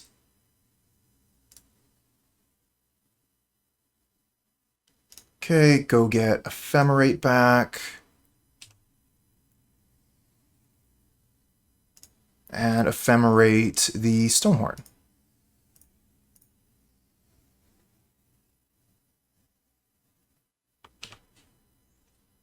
Okay. So we need to get another Ephemerate so we can start blinking the Bleak Coven vampires as well. And then we can, with double Ephemerate, we can just say they don't get combat, and every turn we drain 4.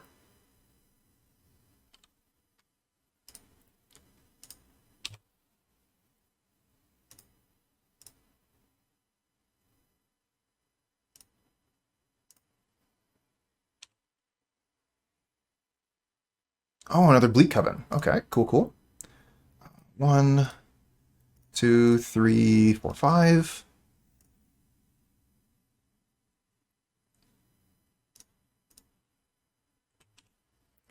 And then we have another Plains in the deck, so we can Geomancer's Gambit for the Plains and still Ephemerate.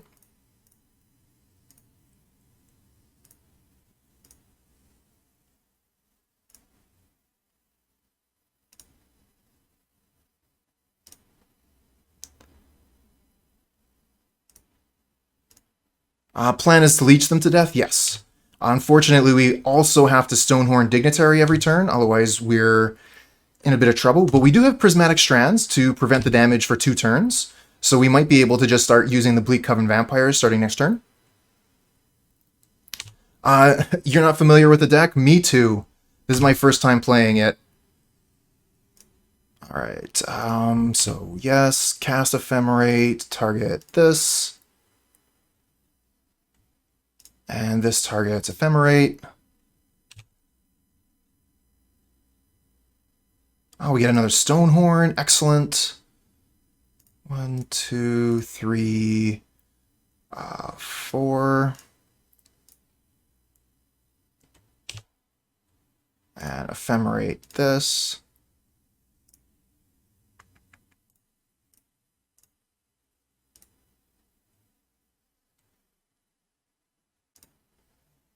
Ooh, I was supposed to just Ephemerate the Revolutionist there, because that would have gotten me the second Ephemerate. Still learning, still learning.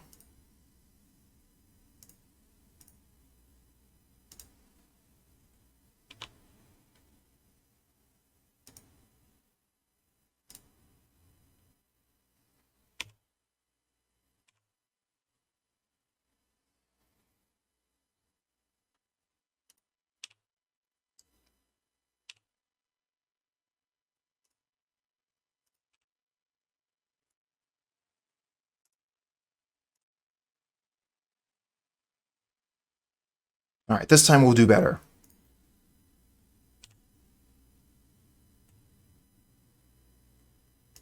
Okay, Ephemerate the Revolutionist first this time.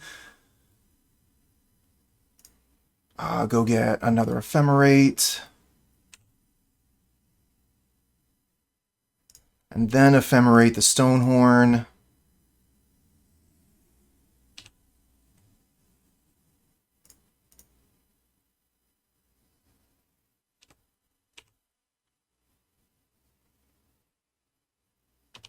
Guess we could late to dinner the Mournwhelk. We had all this extra mana sitting here. But opponent's just going to be able to like time us out if they want. Cast this, target this. Use this to target the Ephemerate. Use this, target this. And get the Ephemerate back again. Now we're doing it. Ephemerate, Bleak Coven.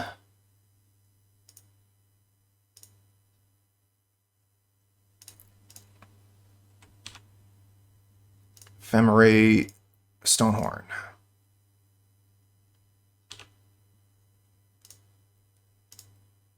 One, two, three, four. Late to dinner. Make them discard 2 cards.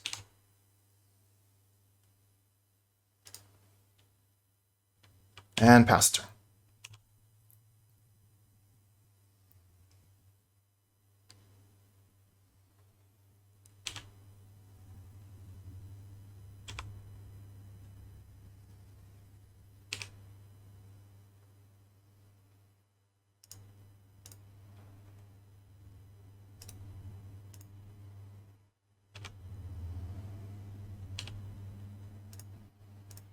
So we Ephemerate the Revolutionist. Revolutionist brings back Ephemerate. It's almost like we've done this before. Ephemerate, Stonehorn. Ephemerate, where is it? Bleak Coven. I guess we could Faithless. We have a Drossforge Bridge to discard.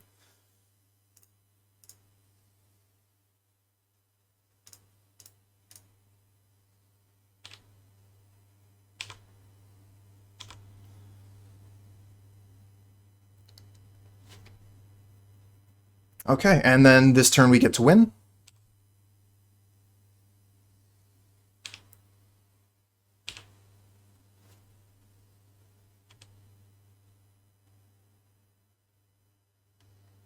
Ephemerate to the Dross.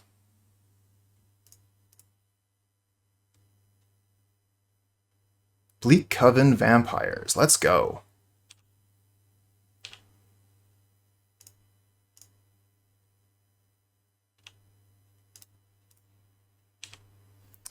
Nice. Well, that was hard fought. Managed to win game 1 after all that. But at what cost? Not a fan of Mournwhelk here. I like the Soul of Migration. Wispmare actually has some value here.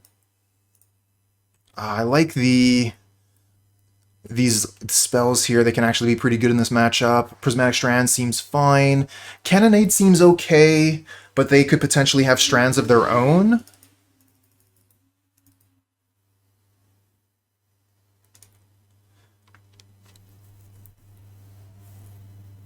We also got to look at taking a couple more cards out.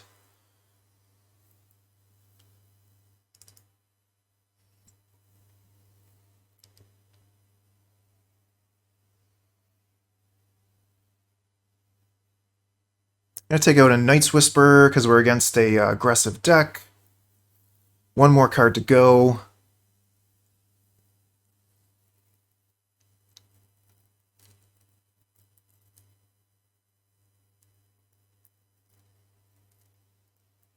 Maybe one of the Faithless?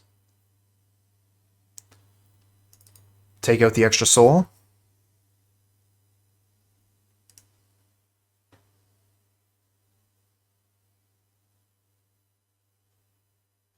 All right, we're gonna have to play fast if we want to win this one. But if we time out, then, well, it was some interesting magic, and we learned something.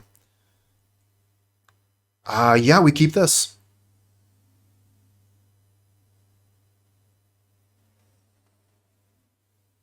I think keep is on the right side here.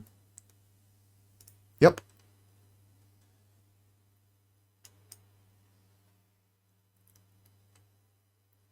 Opponent is mulliganing, but they keep at 6.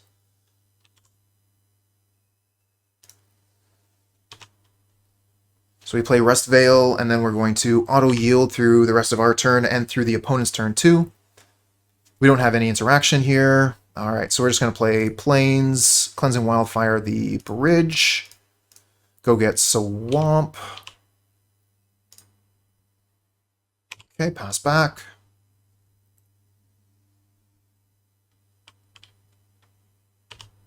Alright, play another Seeker of the Way. That would be just the perfect thing for us. Squadron Hawk. Fiery Cannonade doesn't feel too great here, but killing a Seeker of the Way with Fiery Cannonade, even if the only thing we either get is Squadron Hawk, still seems pretty good. We got a bunch more of these Cannonades in the deck. Let's go get Mountain.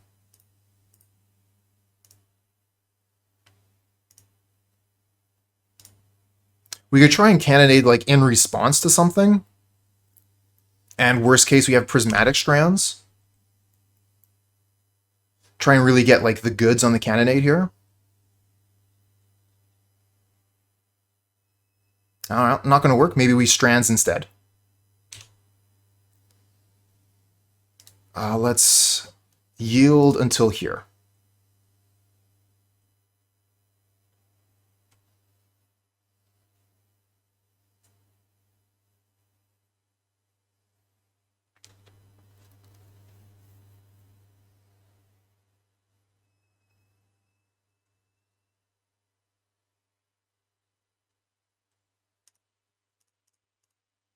So play Prismatic Strands, call white.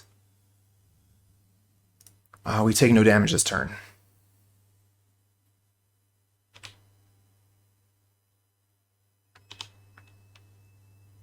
Suture Priest, interesting. Let's Cannonade. Get rid of their board.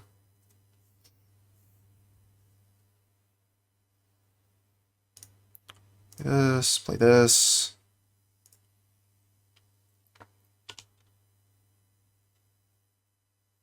Suture Priest was interesting. Not exactly a card I'd expect to see him bully.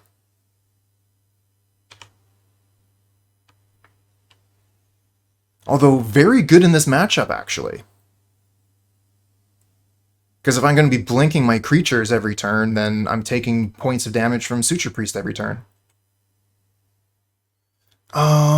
Not too good on the late to dinner here.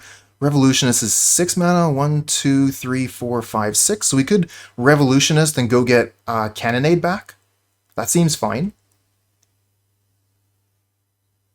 We can even, like, Faithless Looting to do it.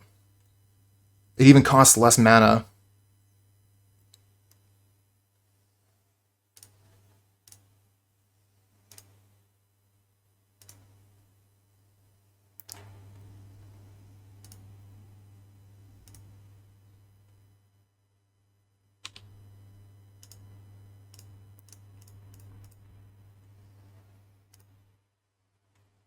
Can we get Cannonade?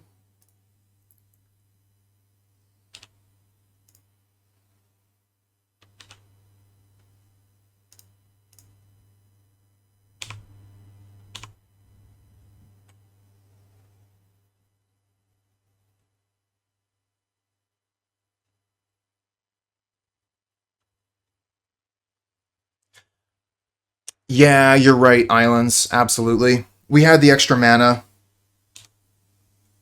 I'm playing a little bit too quick because of my clock here. I'd like to be able to slow down a little bit and consider my plays a little bit better.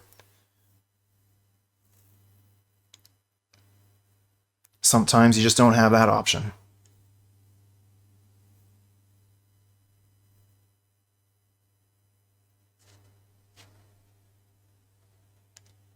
I'm absolutely willing to take the trade here. We have late to dinner to bring this thing back over and over and over.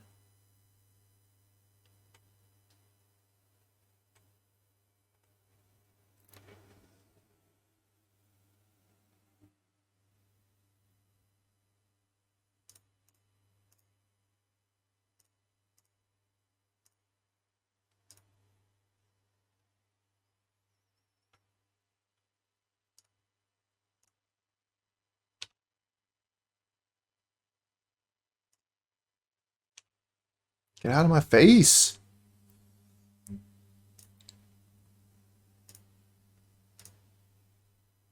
Go get another swamp here so we have some more black mana.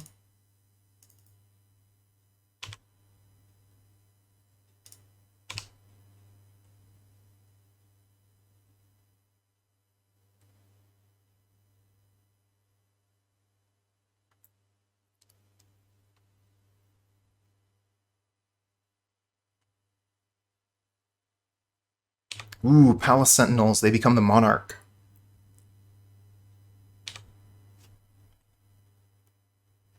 And we don't have an easy way to take the Monarch from them.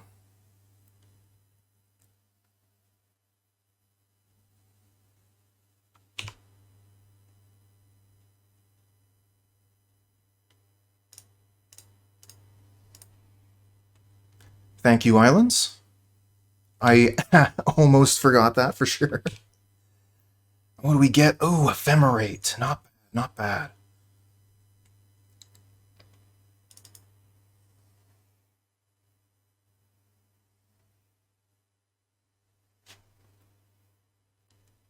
Yeah, that's true. It doesn't have good blocks.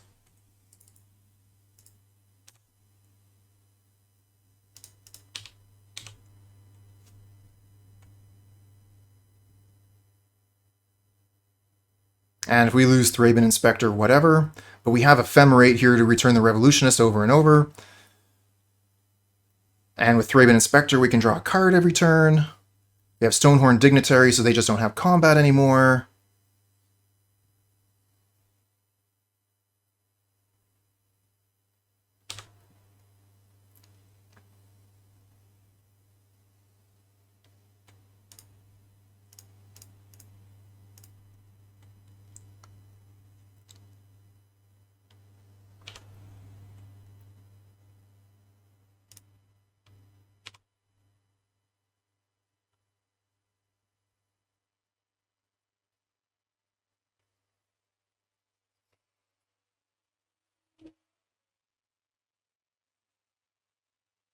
I don't know that we want to Ephemerate anything this turn. We probably just want more attackers. With more creatures that can turn sideways, we can take the Monarch.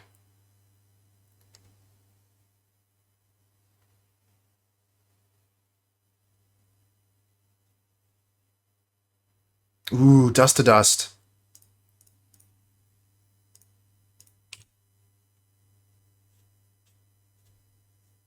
Getting rid of 2 of our lands. We actually are really down on red mana now. Yeah, I think we just let this happen. Dust to Dust, good card.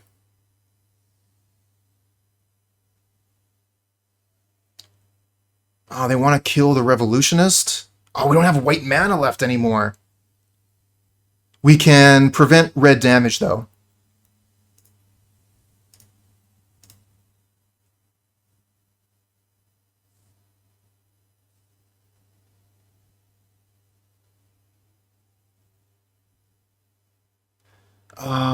Red. Can eat, don't sack the land. Oh, yeah, you're right. We could have ate the food.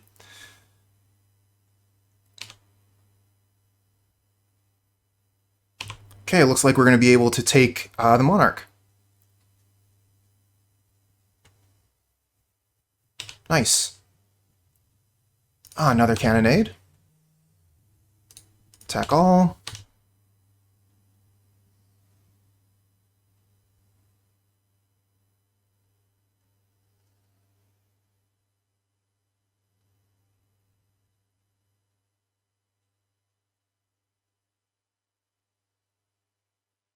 Chewer.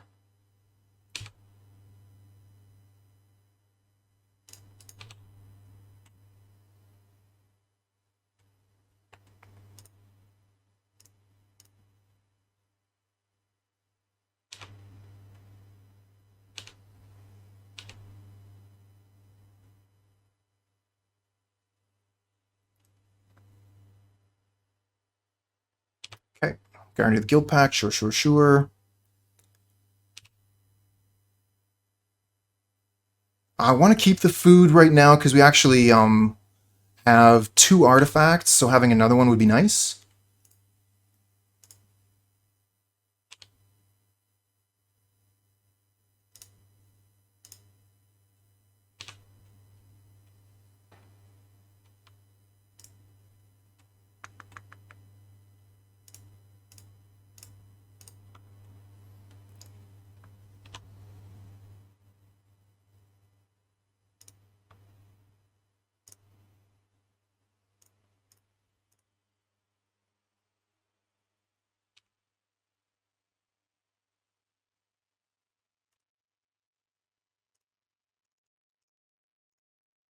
Ooh, we don't have the red mana? Ah, damn. One of the issues of playing on a clock like this. Make mistakes about which lands we tap. Did we even have any choices there?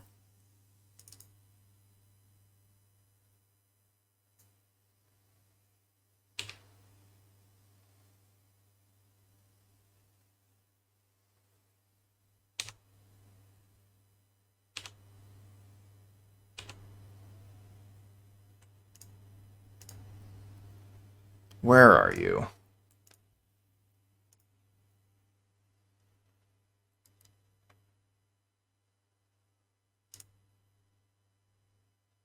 Let's make this a little bit easier so we don't have to maybe look at that window popping up every time. Let's Whisper.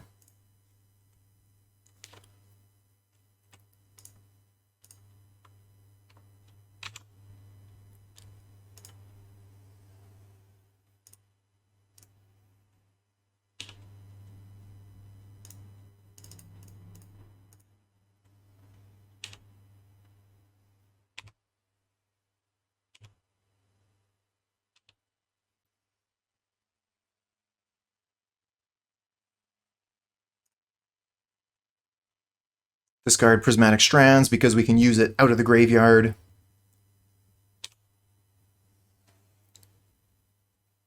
So we have 3 artifacts now, so the Metalcraft is working if we find our vampires. We can still Ephemerate.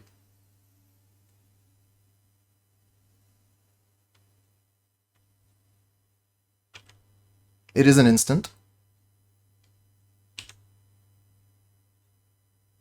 Ooh, yeah, you're right. Instead of discarding, yeah. I don't mind putting Prismatic Strands into the graveyard, but yeah, absolutely right. Ephemerate this. And we'll go get Night's Whisper.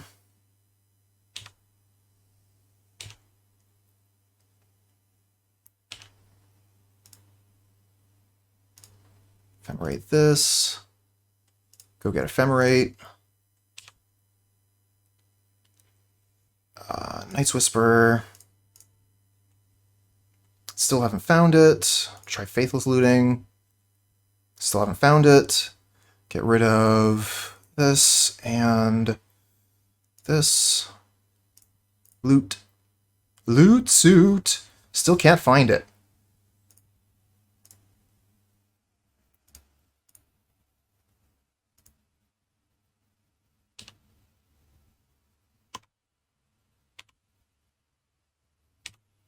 Oh, right, because we have the, damn it. Because we have the Monarch, I forgot that we're going to draw an extra card there. So we still had to discard to hand size. Oh, they're taking the Monarch away. Going to be hard to get it back now. But we've got so many cards in hand. That's not the issue. The issue is the opponent having it.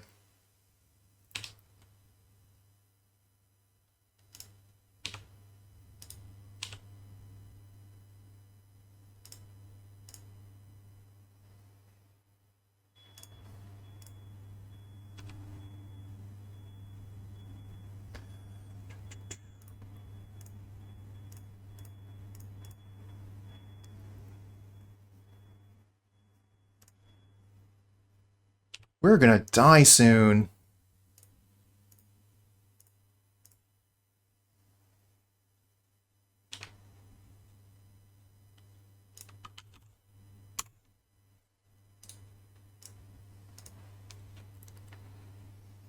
No way to get through that. 30 seconds left on the clock. Absolutely no way. Yeah, we can try this. We have turn 2 Cleansing Wildfire on the play.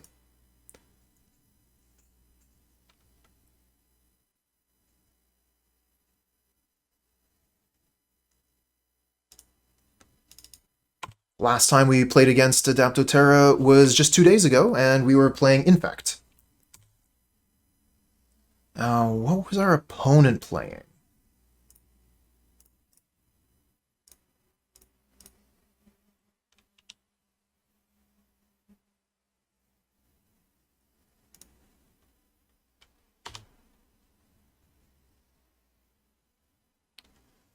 Let's ramp.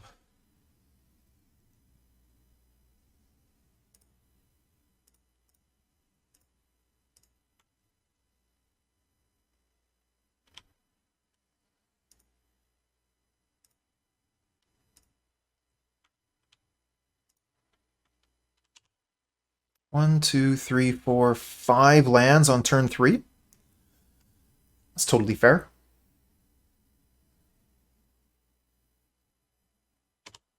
Our opponent doing the same kind of thing. Geomancer's Gambit. Let's all ramp.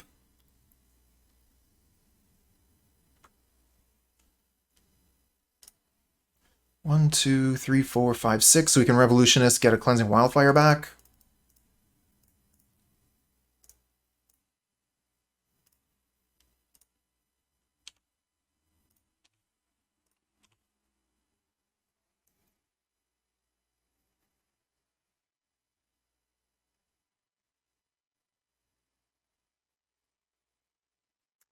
Okay, they got a seat. So it looks like they're playing, yeah, ooh, Muldrifter. Okay. Thought they were maybe playing something more traditional, but no, it looks like they're playing the Jeskai Ephemerate. So the Jeskai version of the list that we're playing, I think. Ooh, discarding a hand size? This could be dangerous for us. If they discard like a really good card, then late to dinner. Nope. Not a really good card.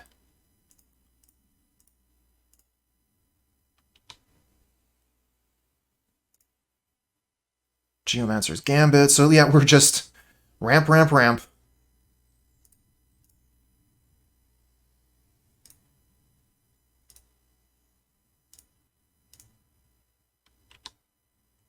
Got almost all the basics out of our deck.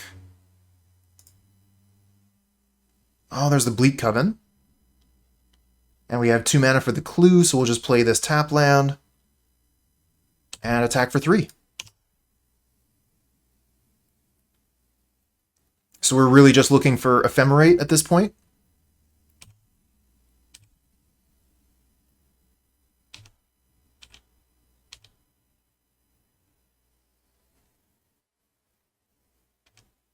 Thoughtcast. 1 mana, draw 2, seems good.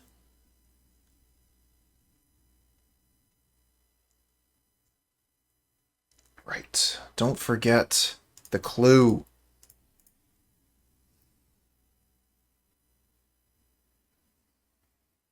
Oh no, they're gonna braid the Revolutionist. What will we do?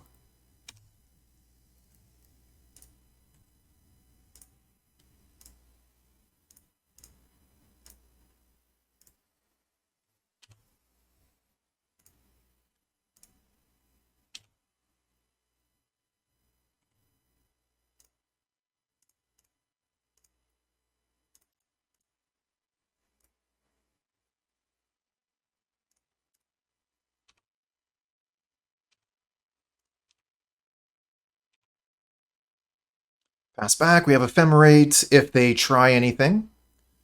If they try and, like, kill a Revolutionist somehow, we'll Ephemerate it. But we also just have the late to dinner to bring it back anyways, so maybe we wouldn't even bother.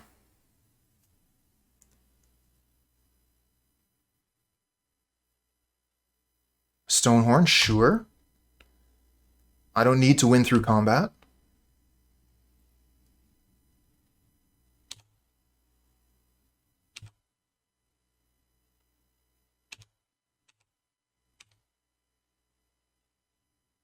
Alright, we're going to Ephemerate here. If this goes wrong, I have another Revolutionist to get Ephemerate back. Oh, it works.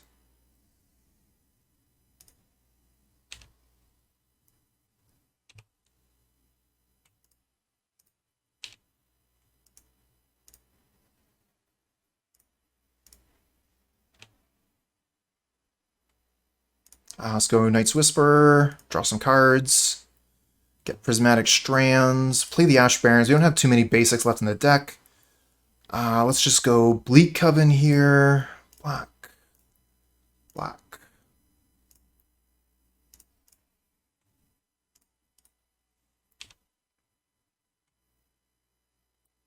And Ephemerate the Bleak Coven, I guess.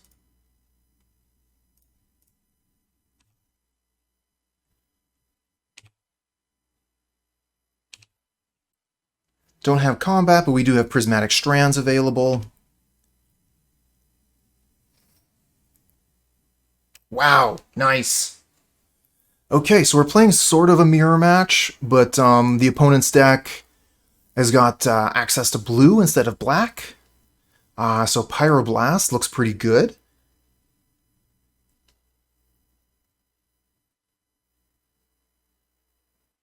Dust to Dust, actually. We can use that to destroy their lands.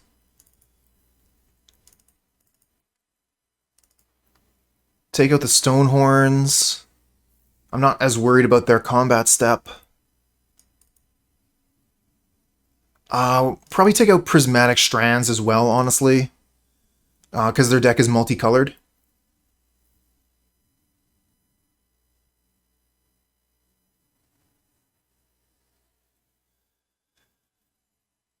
Do I want the Ingot Chewer? I don't think so. Their artifacts are indestructible. Yeah, I think we'll stick with this. Give it a try.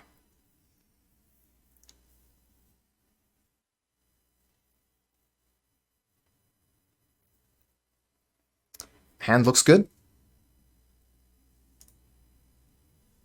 Cleansing Wildfire to fix our mana. So sweet.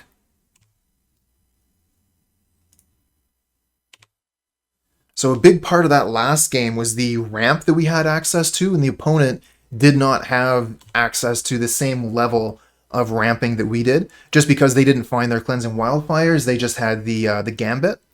So I'm thinking this game will be pretty different.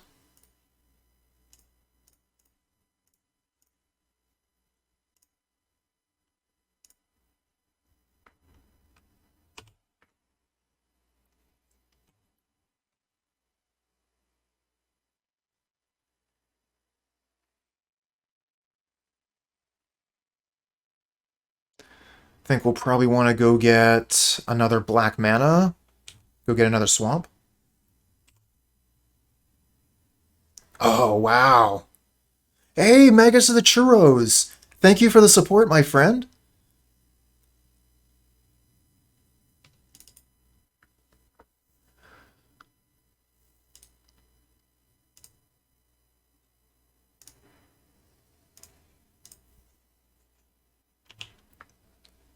Okay, so we go get Swamp. We did not draw land.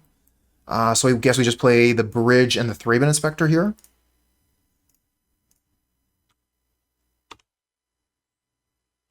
Which gets us to 3 artifacts, which is good for Bleak Coven.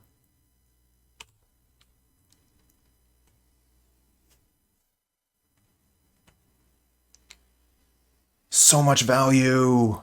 Value all over the place! Let's just grind!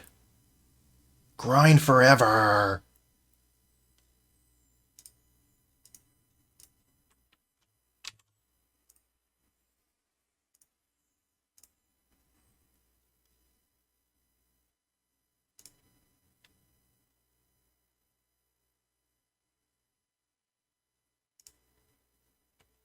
Ooh, and we draw planes. Okay. All the lands, all the time. So we got 4 mana available. 4 mana is not a lot to do much with here in this deck. I guess we could, like, Mournwhelk, make them discard 2. Get it for some combat. I kind of feel like I just want to crack my clue, honestly. It takes us off Metalcraft, though, which is unfortunate.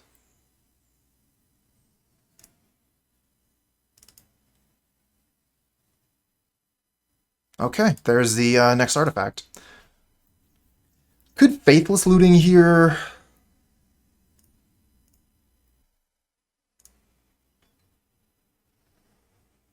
Oh, nice. The Dust to Dust. That's excellent. We'll get rid of Mournwhelk and Thraben Inspector, I think. Because these big things, we're just going to start casting them soon.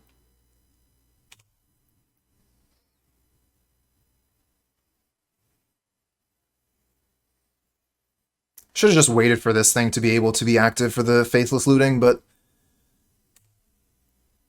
we'll see what happens. Oh, wow. Opponent passing with all their mana up? What do they have?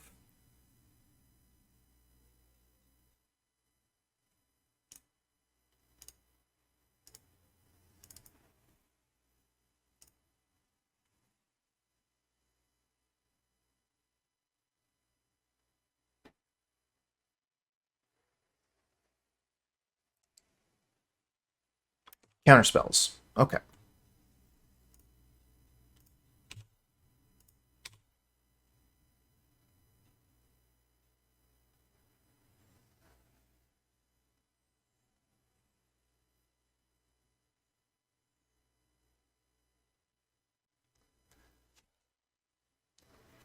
Obviously, I would have loved for that Dust to Dust to resolve, but getting a counterspell out of their hand is pretty good too. 2-mana spell of theirs for a 3-mana spell of ours is much better than them countering a Soul of Migration, for instance.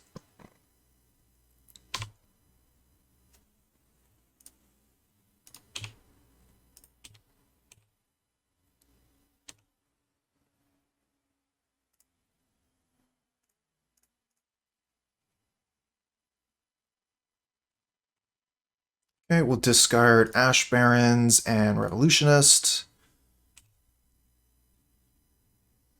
And try and cast this.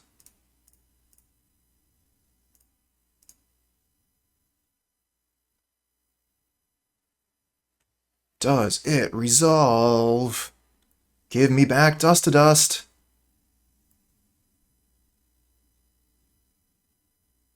Lose focus. Okay, so then they replicate it. So yeah, they've gone very counter-heavy.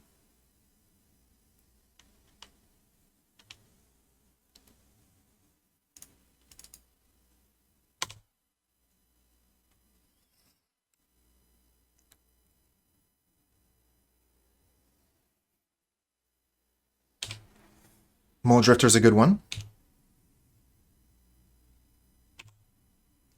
Filling their hand back up. Oh, we get late to dinner? That's a good one too. 1, 2, 3, 4, 5, 6, 7, 8, 9. So this is 5 and 4 is 9. Okay. 1, 2, 3, 4, 5. Bleak Coven Vampire.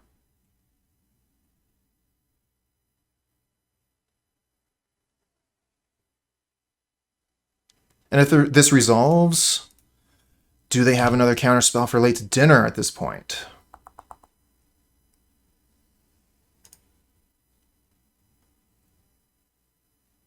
Could just pass the turn and try and like Galv Blast, Bleak Coven.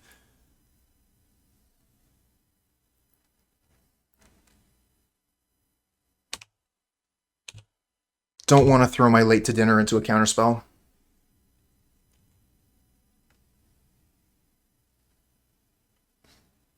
Not this turn, anyway.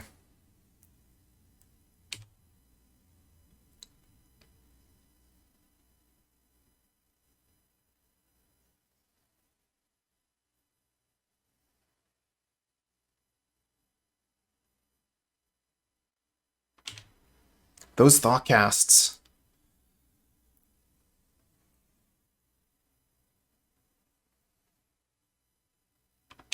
Well, opponent tapped down to 3 again.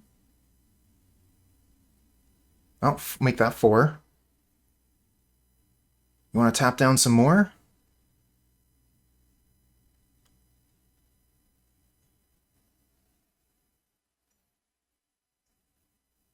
With this mana, they're not going to be able to put down a Rhino, so we should be able to attack, get 5 damage in.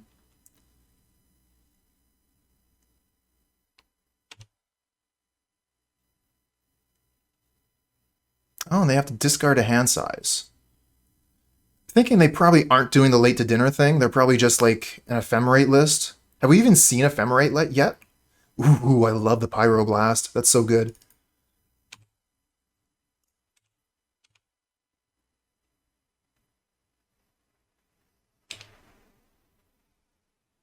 Sure. Late to dinner, get the Revolutionist.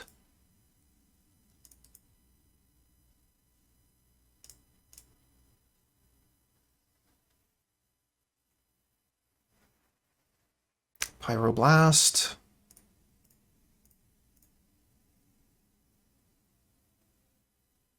Do you have another counterspell?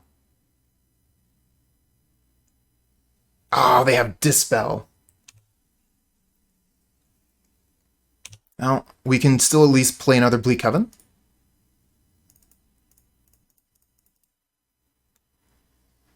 Smack them, drain them for another 4. We've got a great board. Although if they get down the, what's name, the Rhino, we're not attacking with anything. But they might have taken Rhino out because they've seen that we can actually win without... oh, there's late to dinner. Okay, bringing the Muldrifter back. They've seen that we can win without combat, so they might have taken some of those out.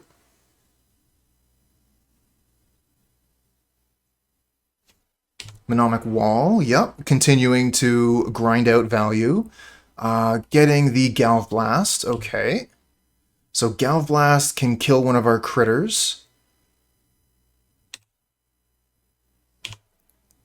But we're going to be able to cast Soul of Migration here.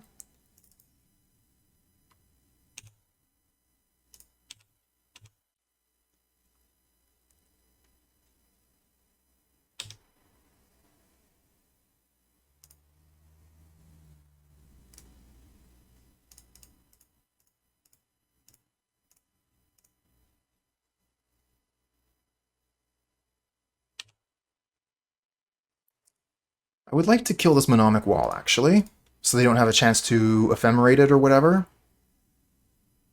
Ah, they have the Blue Elemental Blast. Okay. Ah, they would have had that regardless. Play our last card, pass the turn. We've got this huge board, but no cards in hand. Our opponent, 6 cards in hand. All the resources available. How are they going to use them, though? They got so many manas to be able to do it. Okay, another late to dinner on a Muldrifter. Yep.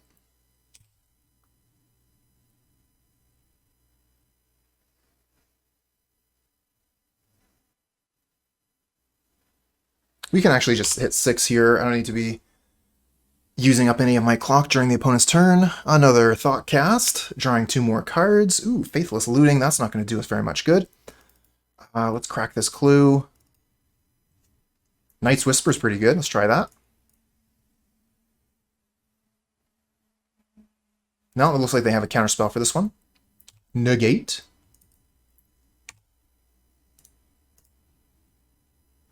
Attack all. Let's get some damage in. Or at least try to. Now, they do have 2 foods, so they can gain quite a bit of life.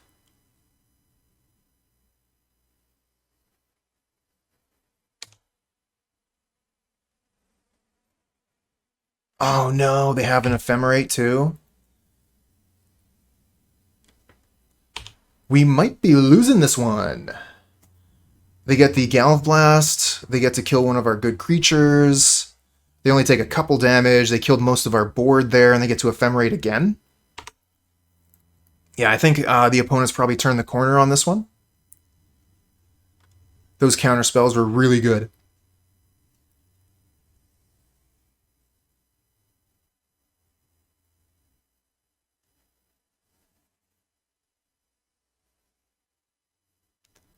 And our Faithless Looting's not doing us many favors here.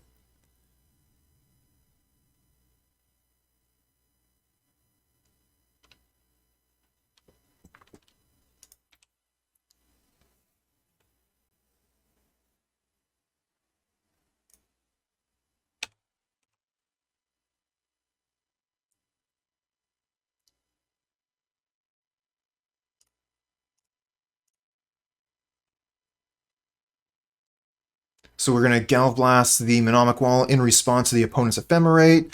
They have Blue Elemental Blast. So I think we could probably just scoop it up at this point and move on to the next one. I think the opponent is just like going to grind this one out easy. They just have so many cards. Their life total is not under threat anymore. Let's just move on to the next one. We have one more game to get through.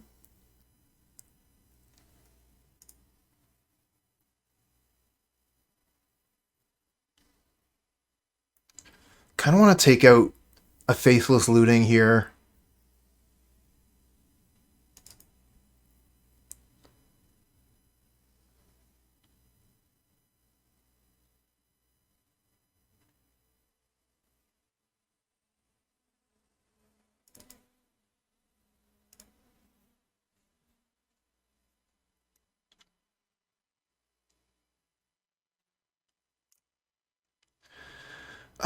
Yeah, we got turn 2 Cleansing Wildfire. Let's keep it.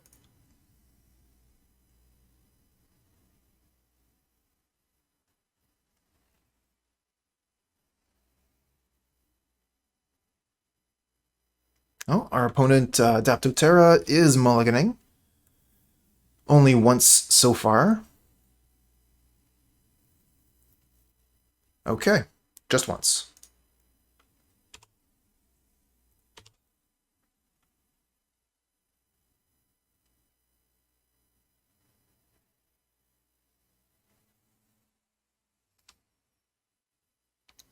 Ooh, I don't like that basic. Kind of looks like Blue Elemental Blast for my Cleansing Wildfire, huh?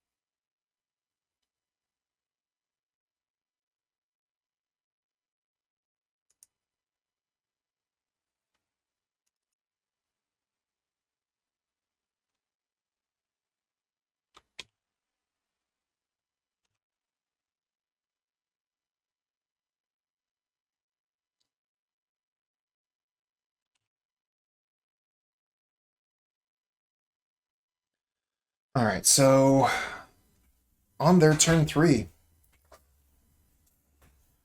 Starting with a Preordain.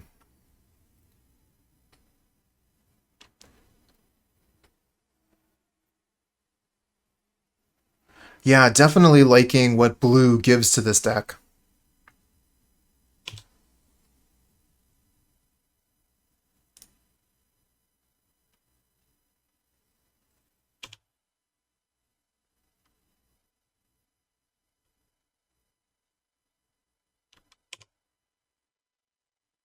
Okay, there's something.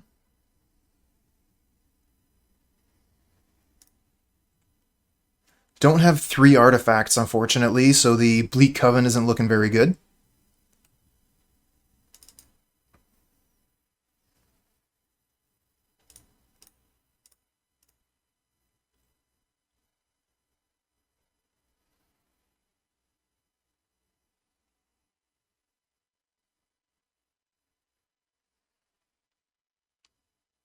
Alright, so it looks like they are deciding to use a counter spell on the Cleansing Wildfire. Interesting. Pass back.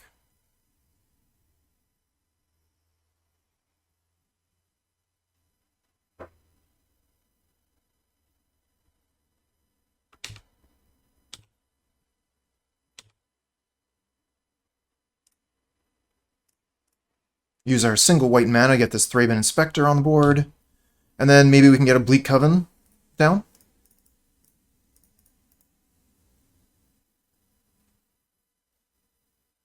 Nope, they have a second counterspell.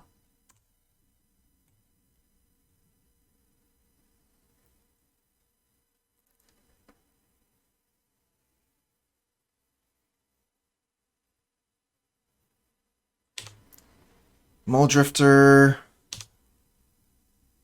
is their play, holding the single blue open so they could have blue Elemental Blast up for a Revolutionist, which would be pretty bad. So let's start by drawing a card. Night's Whisper, yeah, we'll cast that. Okay, play this land that produces white mana and another Thraben Inspector, pass the turn back.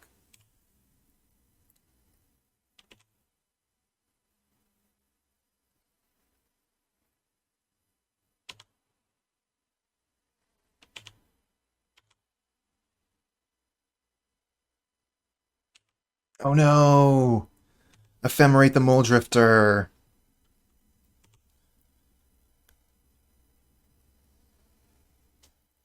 Yeah, they just get to draw so many cards with this creature.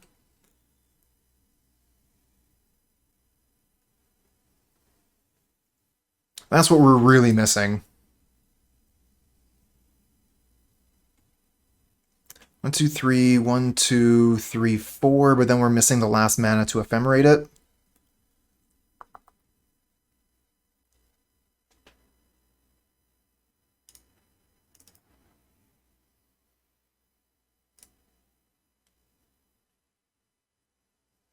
Oh, the Dust to Dust. Nice.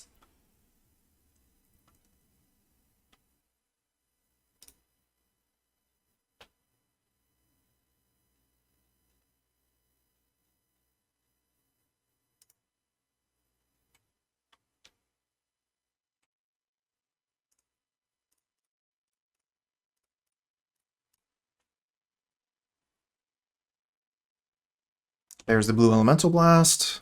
Play this land, pass back.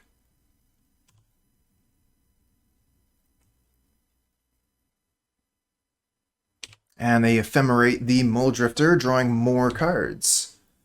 So they're going to be at 9 cards on their main step. So many options. So many manas.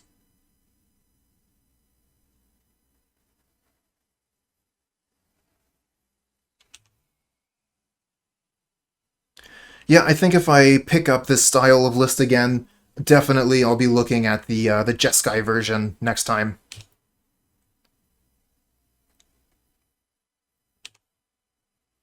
Nomic Wall, Mole Drifter, all the counter options, seems really cool. And then I imagine it has a much better matchup versus Squirrels. If you got blue in the deck, then you get to Echoing Decay. Or sorry, Echoing Truth. Oh, I was supposed to grab Plains there. Whatever.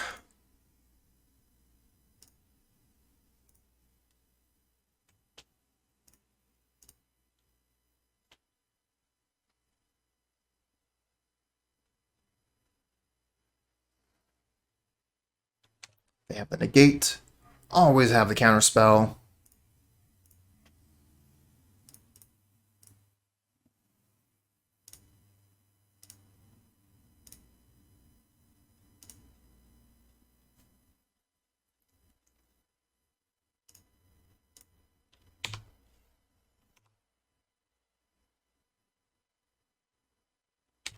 Oh, wow. Yep.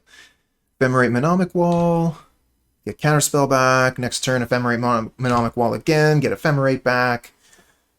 This is the kind of thing we wish we were doing, but the opponent's doing it. So, you know, at least someone's doing it.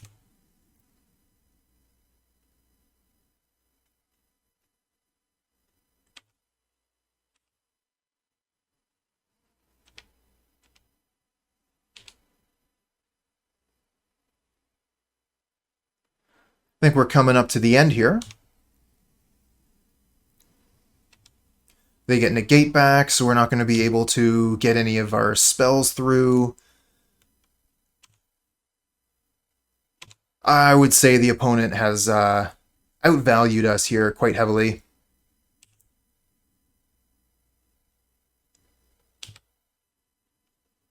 I think that we can be pretty safe to concede at this point. I don't think there's any way to come back. The opponent just has too many resources, and our resources are nowhere near as good as theirs. Also, we're almost dead just from their Galv Blasts.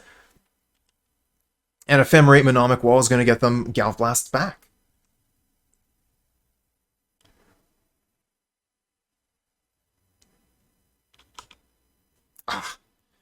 I was hoping to hit 5 before they threw that last Galvblast so that we could Galvblast ourselves for lethal, just for a laugh, but didn't happen that time. Rough League. The deck is set up for old Pauper. It has some incredible value, but because of like the big mana spells being so vulnerable to counter spells, and then also being so vulnerable to Chatterstorm, and not having the draw power that blue has, this deck is fun, but I think, like, honestly, if you want to play this style of deck, you're probably better off with Jeskai. I do intend on picking up a Jeskai version of this deck. Maybe I'll look for Adaptotera's version, but that'll be on another day. I did really like the Bleak Coven vampires in this list. Having a way to win outside of combat can actually be very important in Pauper, and it absolutely helped us out in one of our games, although we did end up losing the match, but that was a time issue. I do like the Prismatic Strands, of course. Very powerful card in Pauper. Stonehorn Dignitary is just a crazy card in Pauper. I can't honestly believe that this kind of effect is in the format, but there it is. And with the power of Ephemerate plus a way to recur Ephemerate, Stonehorn Dignitary can just take away the combat step from the opponent forever.